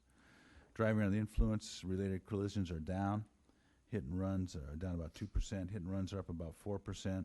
Motor vehicle versus pedestrian are down overall, but 20 of our fatal injuries occurred during those motor vehicle versus pedestrian accidents. I think that you see a significant amount of enforcement regarding pedestrian violations by the Los Angeles Police Department. That's a primary reason for that. Personnel statistics, as was reported, 9,885 sworn, 2,757 civilians, 272 level 1 reserves, 42 level 2s, 102 level 3s, 284 specialist volunteers, and 7,861 young people in our cadet program as of this point. You know, the last thing I'll end with is that there was significant conversation about community policing in the city of Los Angeles.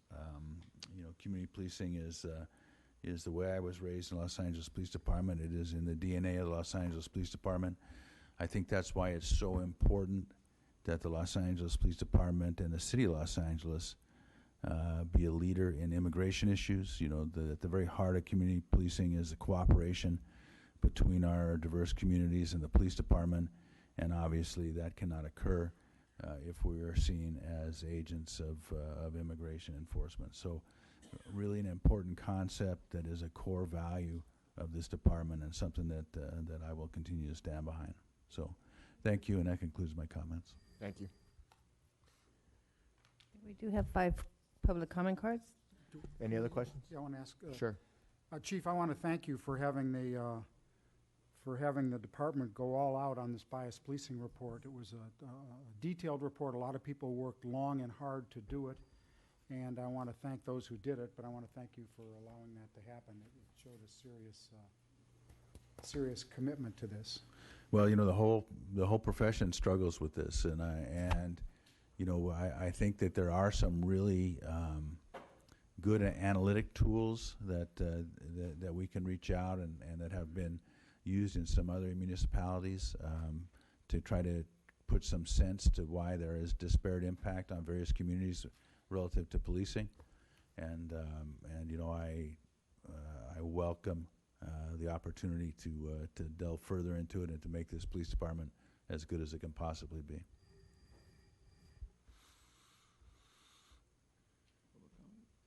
We can call the public comments, please. The first 3, Prentice Jenkins, Beth Kemp, and Paula Miner.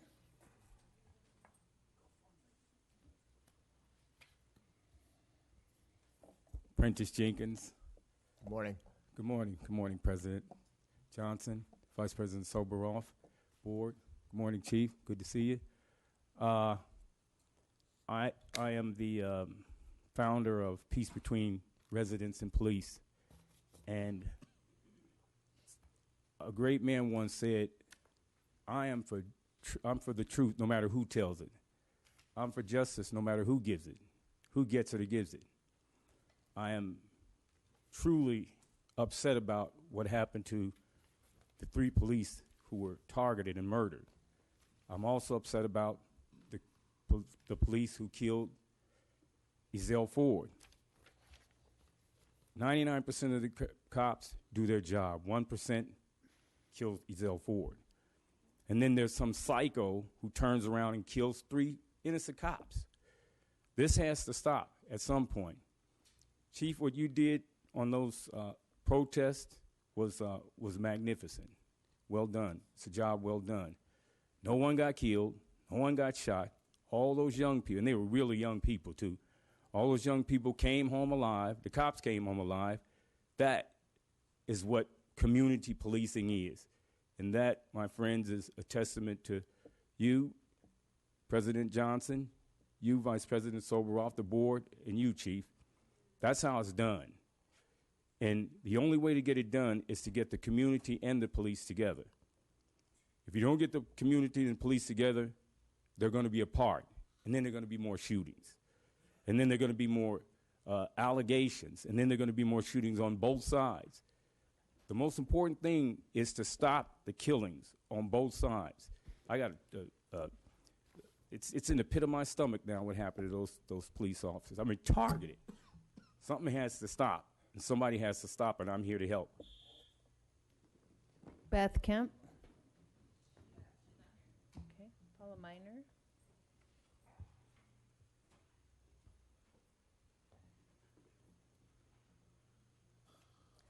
I'd like to speak to that part of the police report that we hear every week, and that has to do with our crime statistics. There's a recent report online, and to make sure I don't misquote it, I want to read from it because I think this information should be shared. And it says that from January 1, 2015 to October 29, 2016, an inspection of simple assault crimes that included a dangerous weapon were classified by the department as a less serious Part 2 crime when they should have been classified as a more serious Part 1 crime. And the department said they're in the process of fixing this, but if the department doesn't fix it by the end of this year and release the adjusted actual and real violent crime statistics for 2015, they'll never be able to get an accurate account of the increase or decrease in crime from 2014. The same goes for 2015 and 2016. So I bring this up because it's important, because if they can label a crime as belonging to this Part 2 family of crimes, it doesn't get counted in the overall violence statistics, and those are the ones that are reported publicly, and those are the ones that are reported here to the commission, to the public, and to City Hall. I also have to say that this was brought up by the LA Times in 2015, and it was stated then that it was going to be fixed. Obviously, there is information out that it has not been fixed. So I bring this up because we talk about trust. You know, we talk about trying to understand where everybody's coming from, and things like this continually come up. You know, we're over here glorifying what's so beautiful, and there are just so many things that are going on that we don't know about, and that even you, the commission, don't know about. So I think it's important. Then one more comment for you, Chief Beck. I know that when you go into those communities, places where you think there aren't that many people of color speaking, you call us professional protesters. I am not a professional protester, nor is any member of Black Lives Matter. We're here on our voluntary own time, and because we care, okay? Not because we're paid. You are paid, and that's why we continue to wear our shirts that say, Chief Beck, we believe you should go. Thank you for your comments. I just want to say that the department, the commission, the IG is totally committed to making sure that our crime numbers are accurate. When we fix when problems are spotted, however they're spotted, we do everything we can to make sure that it's corrected on a going forward basis, but also looking back, and we will retroactively fix numbers as they've been identified, and that's an ongoing process. And I think there's been a lot of progress made in our systems to make sure there are fewer mistakes, but a lot of this is judgment calls, and a lot of it there are going to be mistakes, and we're going to just try and build the best systems possible to make sure there are as few errors as possible. I actually am curious as to when we expect those corrections to be fully complete and available to the public. Is there somebody that can respond to that?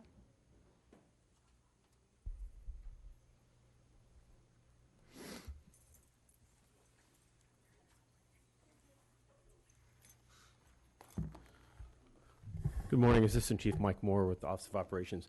And I'm happy to address this either today at this moment, or we can talk with individual commissioners, and I'm happy to sit down with the young lady who just spoke. Is this on, are we able to talk about this? It's within one of the categories. It's got to be brief. I'm prepared to talk about it if you'd like. So whatever your protocols are. If we're reporting on crime statistics, it Okay. seems that I just have a. So let me just briefly, in talking about crime statistics, there was a report that was in some, I'll say, media accounts that was of an email. It was a department email that identified and was misattributed was an 80% error rate in our aggravated assaults. As Commissioner Johnson indicated, the department has been for more than 2 years working stridently in assigning resources, conducting inspections, and working with the Inspector General's office, as well as with an LA Times reporter that initially brought this to the department's attention, to identify and ensure that our processes are accurate, that as we go about classifying crimes and classifying reports, that we do so with the eye that the resulting efforts earn the public's trust, and we're very mindful of that. Under Chief Beck's leadership, substantial personnel resources as well as systems have been put in place, and they're within the Racer Division, but they're also spread across the 4 geographic bureaus, and regular and ongoing and persistent inspections are occurring.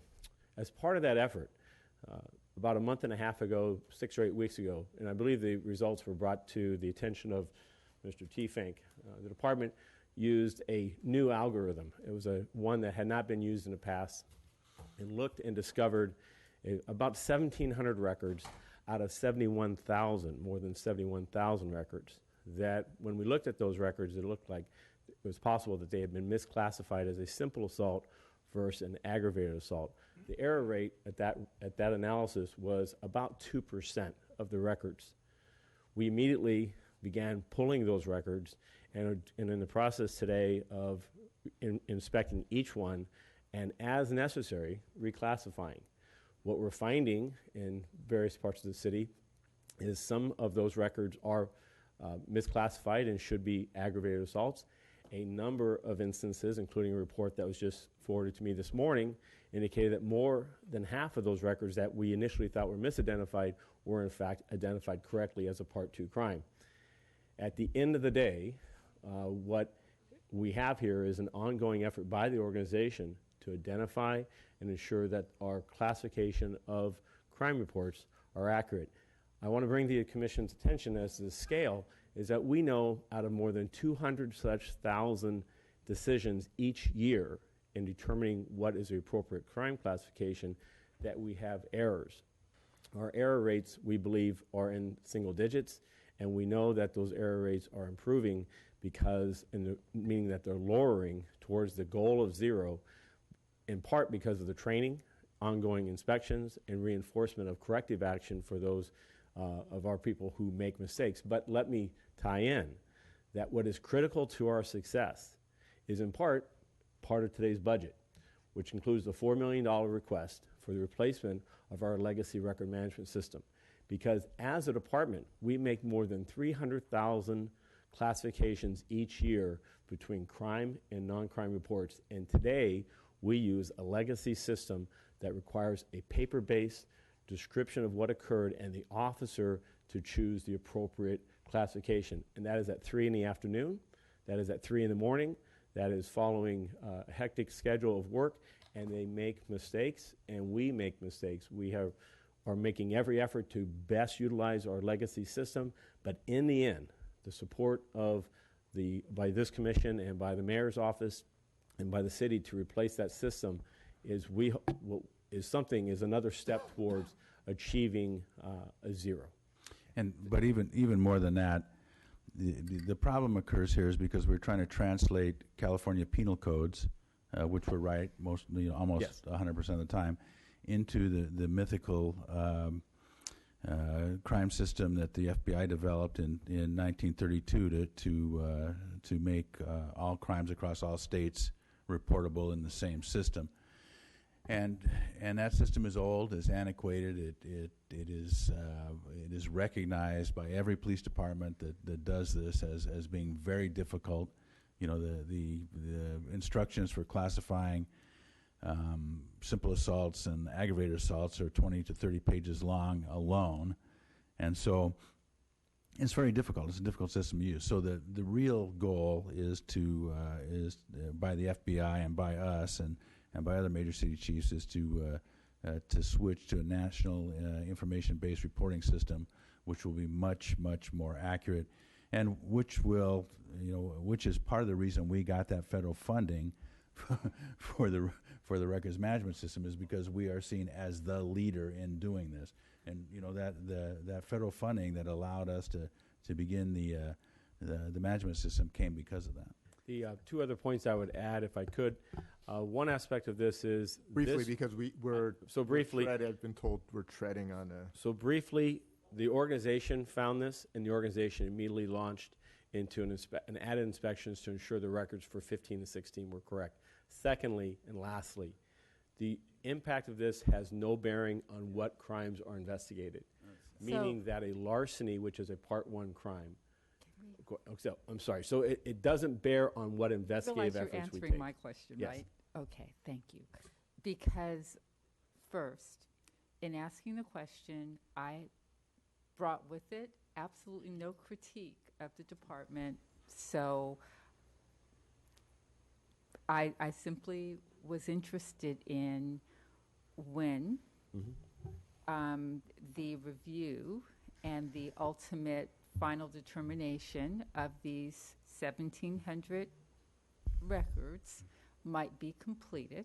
I appreciate the context, and just want to say that, like many members of the public, I'm not intimately involved in every single aspect of department operations, so it's helpful to simply questions come up. Yes. And so on this one issue, without reference to whether this was intentional or, unimaginable, I mean, Sure. certainly given the number of records and all of the human contact involved, errors occur. So the question is simply, as it relates to the things that have been identified either internally and frankly that have become public regarding a certain discrete number of errors, when will the process that you're undergoing,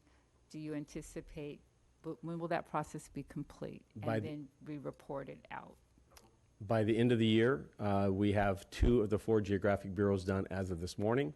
The next 2 bureaus will be done, and we fully expect that this will be done by the end of the year. And my apologies, I was attempting to address the broader conversations of both the citizens, the community's members' remark. I took no criticism by inference of your question at all. Okay, so thank you for that. And I would simply say that this does go back to the previous comment regarding technology and processing and the interconnection between all of these things as it relates to our ability to deliver on the promise and the expectation of citizens. So thank you. Absolutely. I appreciate it. Thank you.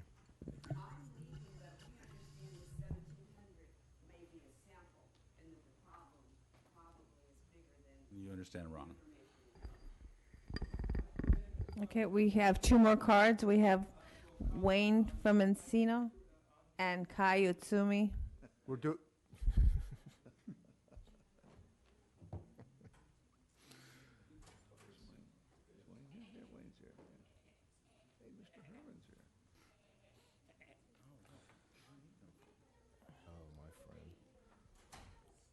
So it's good the Honorable Mr. Herman is here, and I know that T. Feng is glad about that.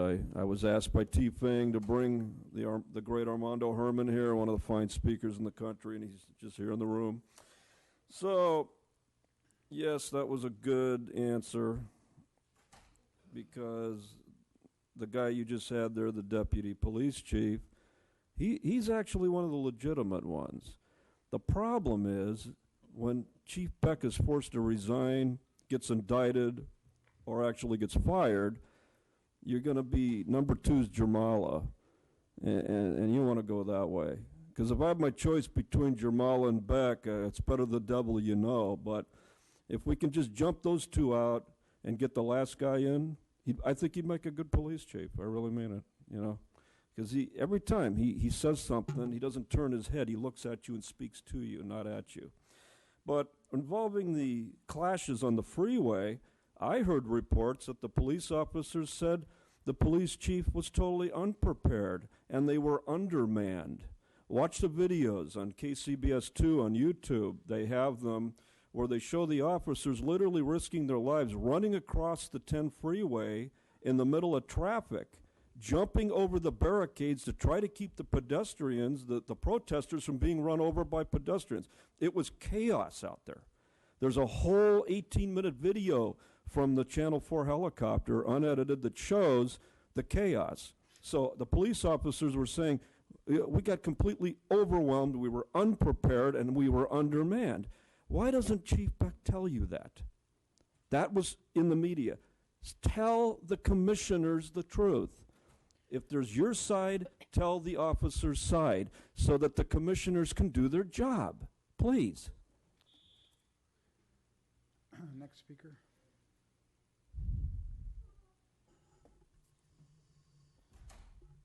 Increasing the number of police does not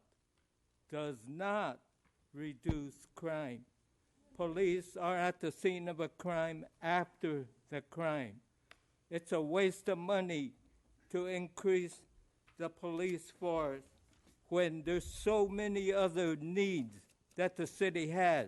You need to, I'm going to repeat, LAPD presently has enough police. In fact, they have more than enough, as proven by the fact of all the police that were here protesting here. Why? Because we are nonviolent protesters. We are vocal, but we are nonviolent. The police only know how to use force. That's their training. I've been in the military. I've been in basic training. Kill, kill.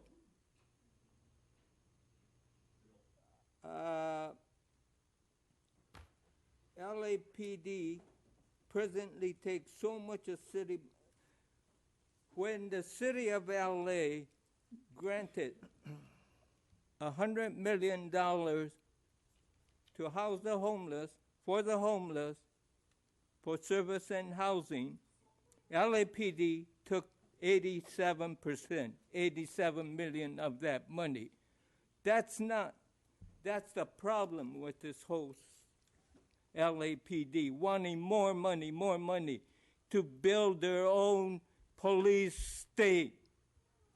And if you want to talk about community policing, it's mostly police control of the community, control over people. Thank you. Let's go to public comment. Protesting here. Okay, we have no other comment cards on this item. We're now on item number 4, public comment period. We have 6 comment cards. We have Prentice Jenkins, Wayne from Encino, Ted Neubauer. Mr. Jenkins. Thank you, Vice President Soboroff, Board, Chief. I'm asking all police officers, all 9,000, this is my GoFundMe page. Don't be afraid of that mug. That's only a mug a mother could love. Great.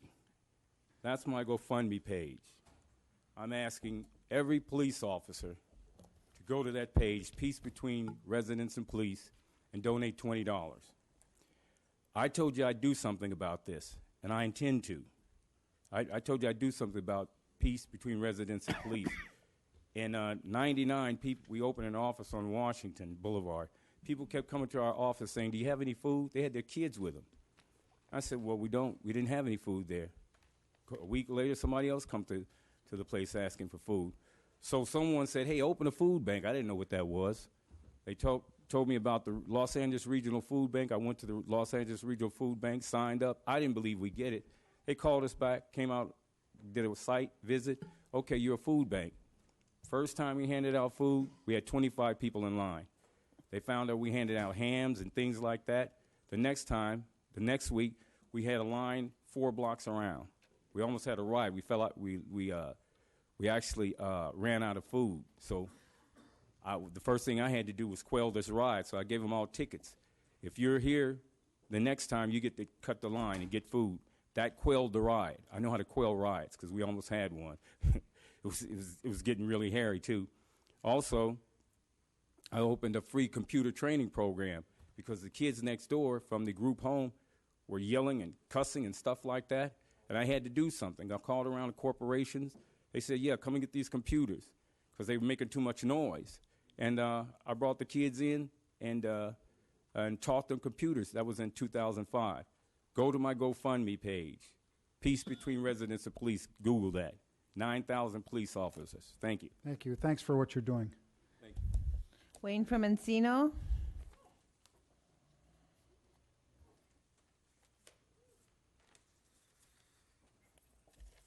Right. Oh, somebody left their notes up here. So, all right. So it's been a good, peaceful meeting. We only had one person dragged out by his neck. That was very good. Let's keep up the good work. So Todd Hayes, you violated the Brown Act when you did commission comments. You didn't put it on the agenda. Probably was an oversight. Most likely it was an oversight because it should be on the agenda. I submitted a card. Todd Hayes submitted a card. Wanted to speak for 2 minutes on commission comments.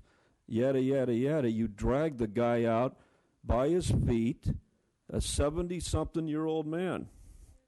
Oh, 82 years old. God bless him. Boy, and you'd like to be, in half a good shape mentally and physically as that gentleman.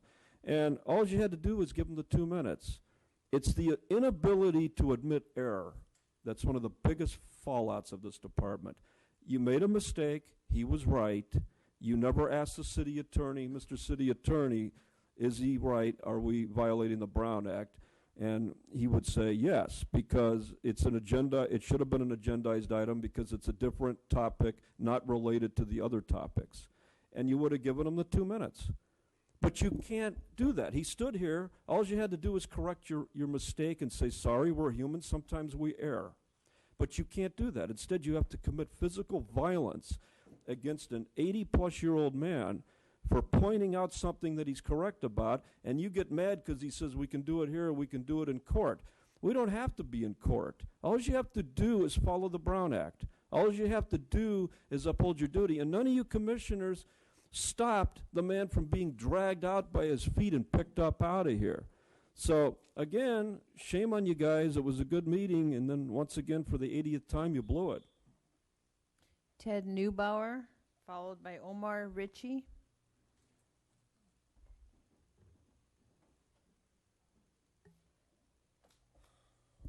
Semper Fi.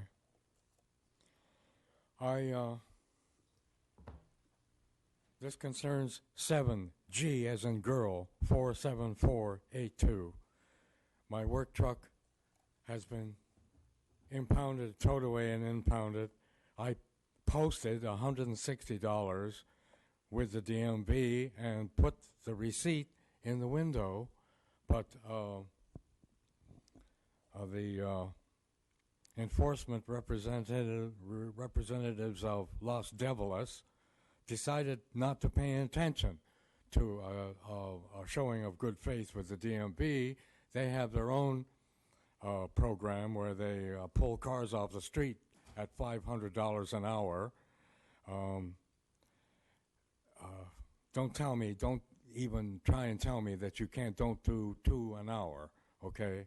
And that doesn't include the city tax, which is $100 per episode.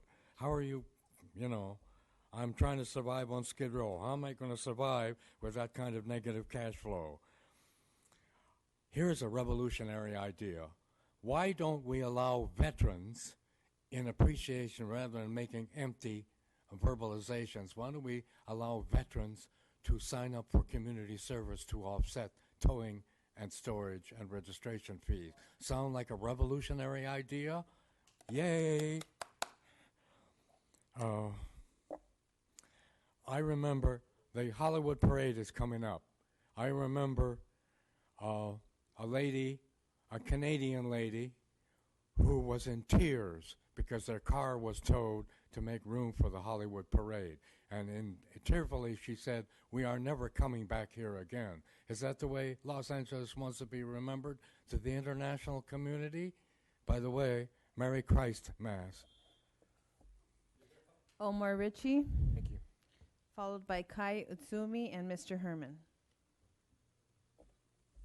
Good morning. Good morning. Ladies and gentlemen, members of the Commission, Chief Beck, and members of the LAPD. My name is Omar Ricci, and I am the spokesperson for the Islamic Center of Southern California. And for full disclosure, I'm also a 7-year reserve police officer with the LAPD. But I'm here today in my capacity as spokesperson for the Islamic Center, a Los Angeles institution that I've been with for over 40 years. And it's one of the leading, if not the leading, Islamic centers or mosques in the Southern California area and possibly the nation. I'm here today to express deep thanks and appreciation to the LAPD's Counterterrorism Special Operations Bureau, as well as Olympic Division, for their tremendous and above and beyond work in the arrest of an individual who was made serious criminal threats towards the Islamic Center and members of our staff back in September, and an arrest made in October. Deputy Chief Mike Downing, Commander Horace Frank, Captain Steve Sandbar, Lieutenant Anita McCowan, Detective Ken Bryan of CTSOB, and Captains David Kowalski and Tim Nordquist of Olympic, and many more individuals I'm sure I've missed, have gone really above and beyond in their service and in their duties, not only working this case, but also engaging a worried community, especially in the political climate that we are in now. Their actions represent the true nature of this department, I believe, one that shows reverence for the law, respect for communities, and to be frank, a fundamental disposition of good character and service. On behalf of the thousands of constituents of the Islamic Center of Southern California, I want to thank the LAPD for their continued work and pray for their guidance and safety. Thank you. Thank you for coming down this morning. Kai Utsumi, not present. Mr. Herman.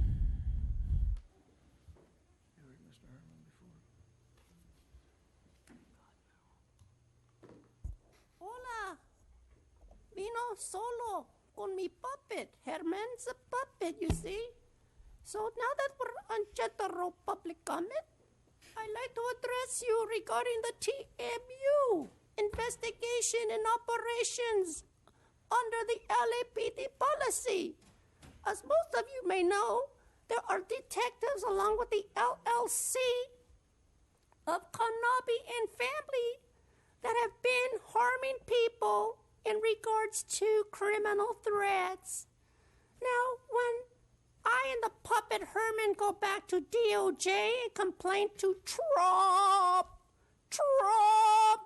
you're gonna find out that Trump protects the First Amendment the same way you took out the young African American and you drug him out this morning. Well, I wasn't here to protect him under the new administration of Trump. So you see, Mr. Beck, when you get on a bicycle, always secure yourself so not to get injured, because we need a chief of police who is actually a part of the administration of Trump. But unfortunately, you may know that the Democrats have lost so ferociously against us Republicans who kick ass. Thank you, Miss Hill. I like it when you're happy and yawning over me, because I am such an excellent speaker. I entertain.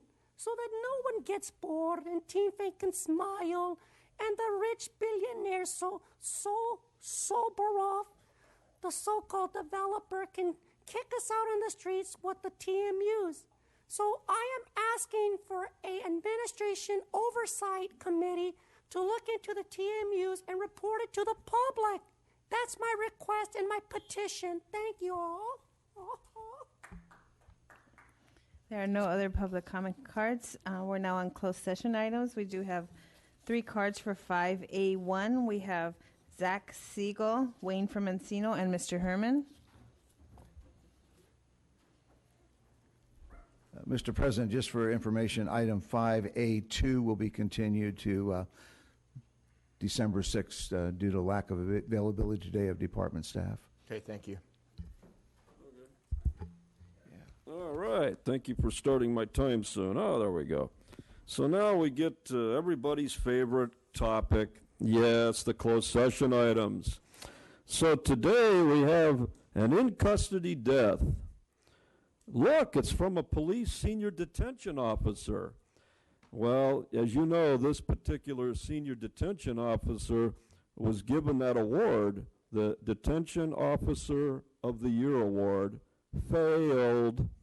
So Aoles, the man or the woman who perished while in custody. So why does this happen? What happens that you take people into custody and they die in custody? What in the world happens that causes that to happen?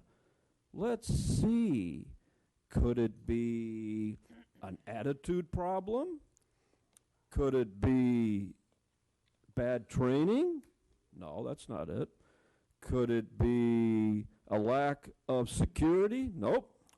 What exactly causes this kind of thing to happen?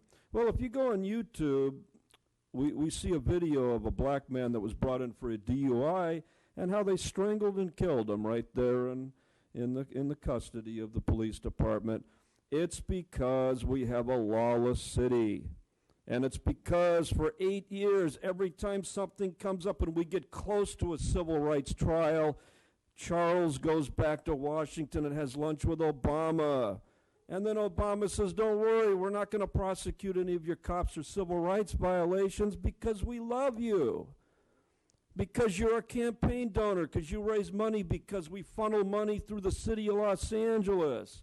But now, what are we going to do with Trump?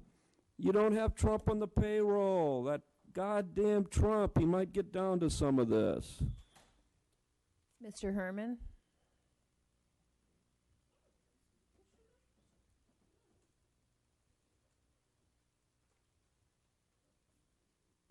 Hola. I brought my puppet to translate. Please, Herman, translate. So, what's been happening throughout the city regarding crimes against humanity? As you heard Mr. Spinner point out, that, unfortunately, people die in jails in Los Angeles because there's no room. You know, when you herd cattle into one corral, some might get stampeded and die. Those are called unfortunate consequences to life.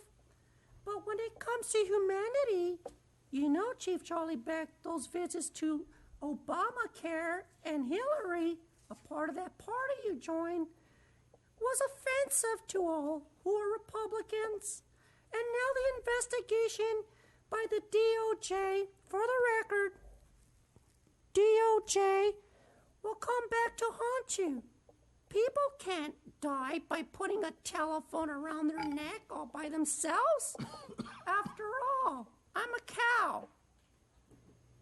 See, when you harness your horse, you never pull the harness around the phone to strap the horse. Otherwise, people die.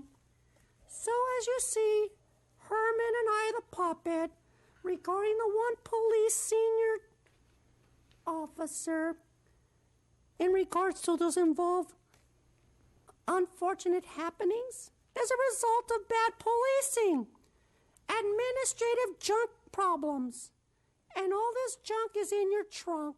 And it's time that we trump on and trump on to resolve all the issues revolving our First Amendment so that we're not killed.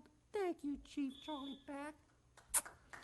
Item number 5A2 was continued. We have two cards for item 5A3. We have Wayne from Encino and Mr. Herman.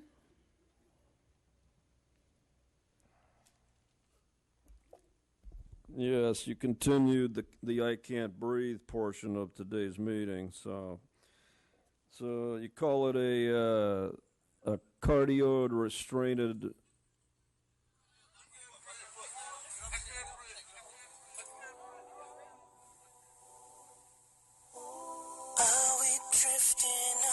Yeah, see, you couldn't just take the guy and shoot him. You had to choke him and shoot him. So you continued one half of this thing, and then what happened is that you separated the I can't breathe portion. I don't know why you can't do both at the same time. I mean, it's the same victim, R. Ordaz Herrera, the same date, December 19th, 2015, same party, two different technical issues with the case numbers. Boy, so you have to choose one. Are you going to choke him or are you going to shoot him? You can't do both. Now, we know that. So, do you choke him and shoot him? You can't choke and shoot. So, let's repeat this, everybody in this room. Don't choke him and shoot him. Choke him or shoot him. See, it cuts down on the paperwork. See, that's why we're here. That's why the puppet is here. That's why we spend all this time to try to get you guys in line. So once again, is there a civil lawsuit in this case? Was there a settlement offer to the estate because this person's deceased? So what happened with the civil lawsuit? What happened with the federal civil rights claim under 42 U.S.C. 1983? It's because all of this will pertain to that investigation. But now you can't go back to Obama and Lynch and go back and explain it all away. January 20th, you're going to have that new assholes in there now, and now you're going to have to spend all these months trying to explain to this new president and all these new people, why are we murdering people in the streets illegally? You're going to have to see, because Obama's okay with that, Loretta Lynch is okay with that, but these new guys, I don't think they're going to be too happy. Mr. Herman?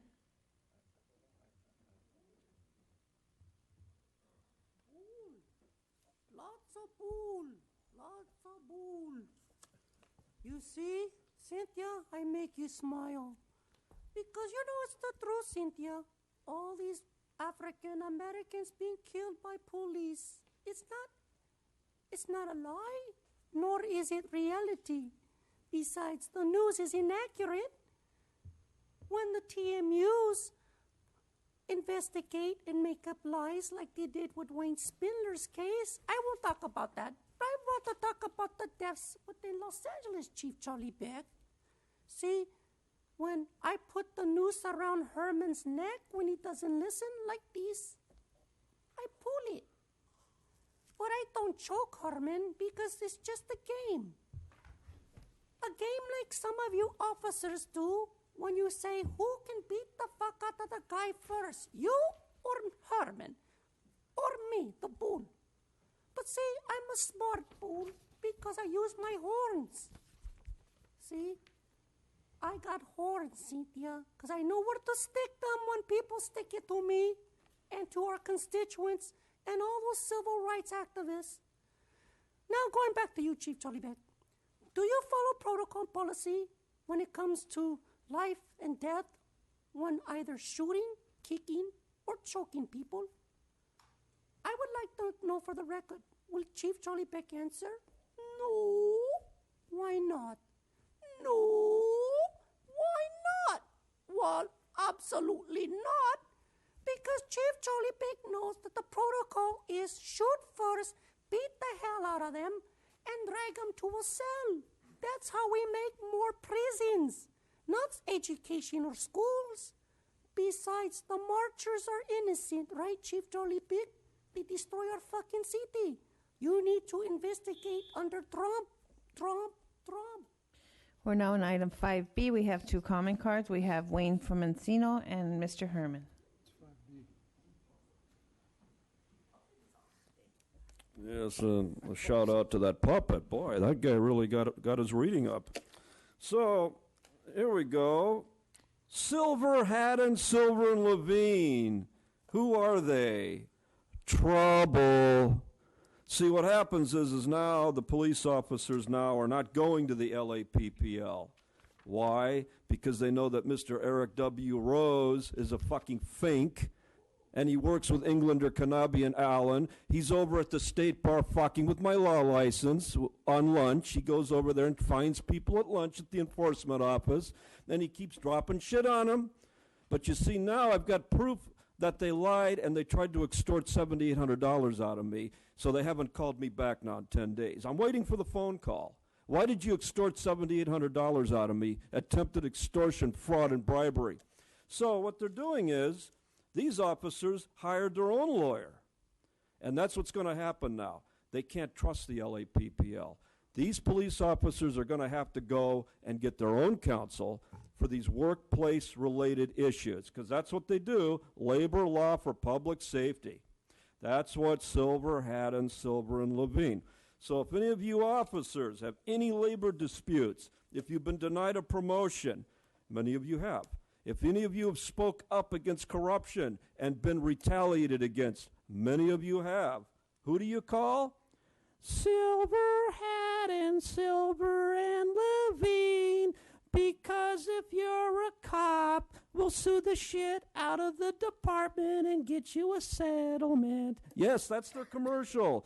So look up Silver Haddon, Silver and Levine for all of your legal needs, because the LAPPL is corrupt. It's goddamn corrupted. You get rid of Rose, you get rid of that whole tainted thing, then maybe they can go back to the people they're really supposed to go back to. Mr. Herman?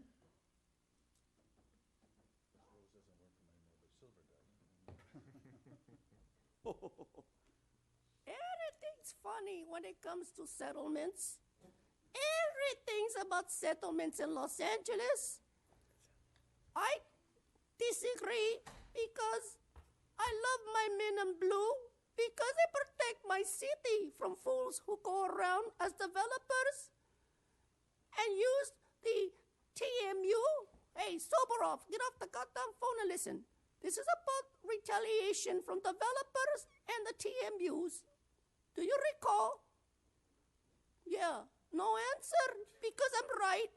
You see, people, nobody listens here about the settlements.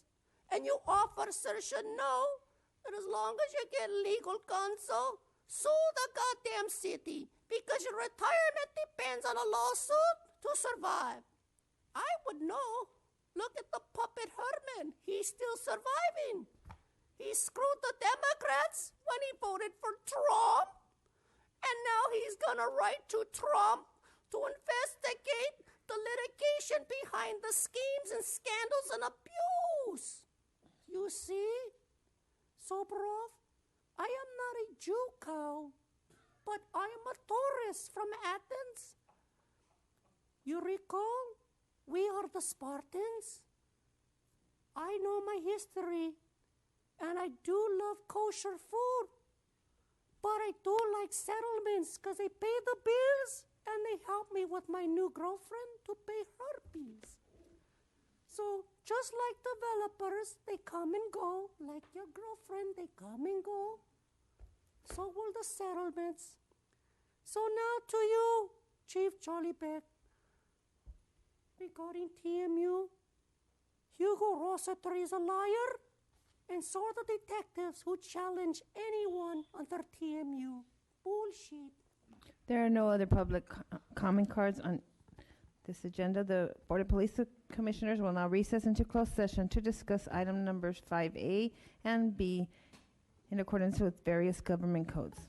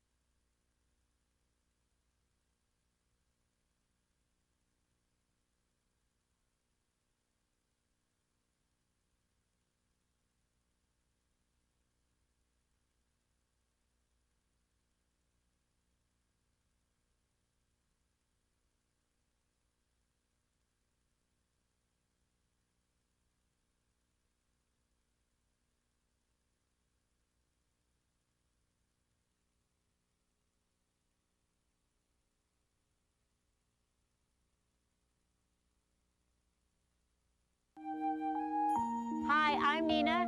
This is my daughter Miranda, and we live in Silver Lake. We love the cultural diversity of Los Angeles. You're watching LA City View, Channel 35. Our city, our channel. We've never had a traffic accident like this before, where a teenager has decided to run from the police and been struck by a motor vehicle. 5859 KF 5060, watch 3. 5060.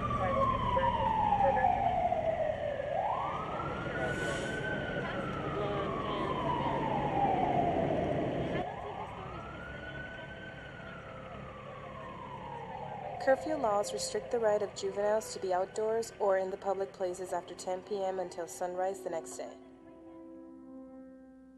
Such laws aim to establish a safer community and to better protect people from becoming victims of crimes or becoming involved in a crime. Most people don't agree with our curfew laws and would rather run the risk of being picked up by the police and ticketed for violation of curfew. However, they are more likely to run into the many real dangers that face us every time we go out at night. We found that kids out so late are normally caught up in violence, traffic accidents, and when we that's no good. Some of these kids still they're not aware of the law, and they're not educated on it. Drinking, drugs, sexual predators, and gang-related activities are only few of the dangers we face regardless of how young or old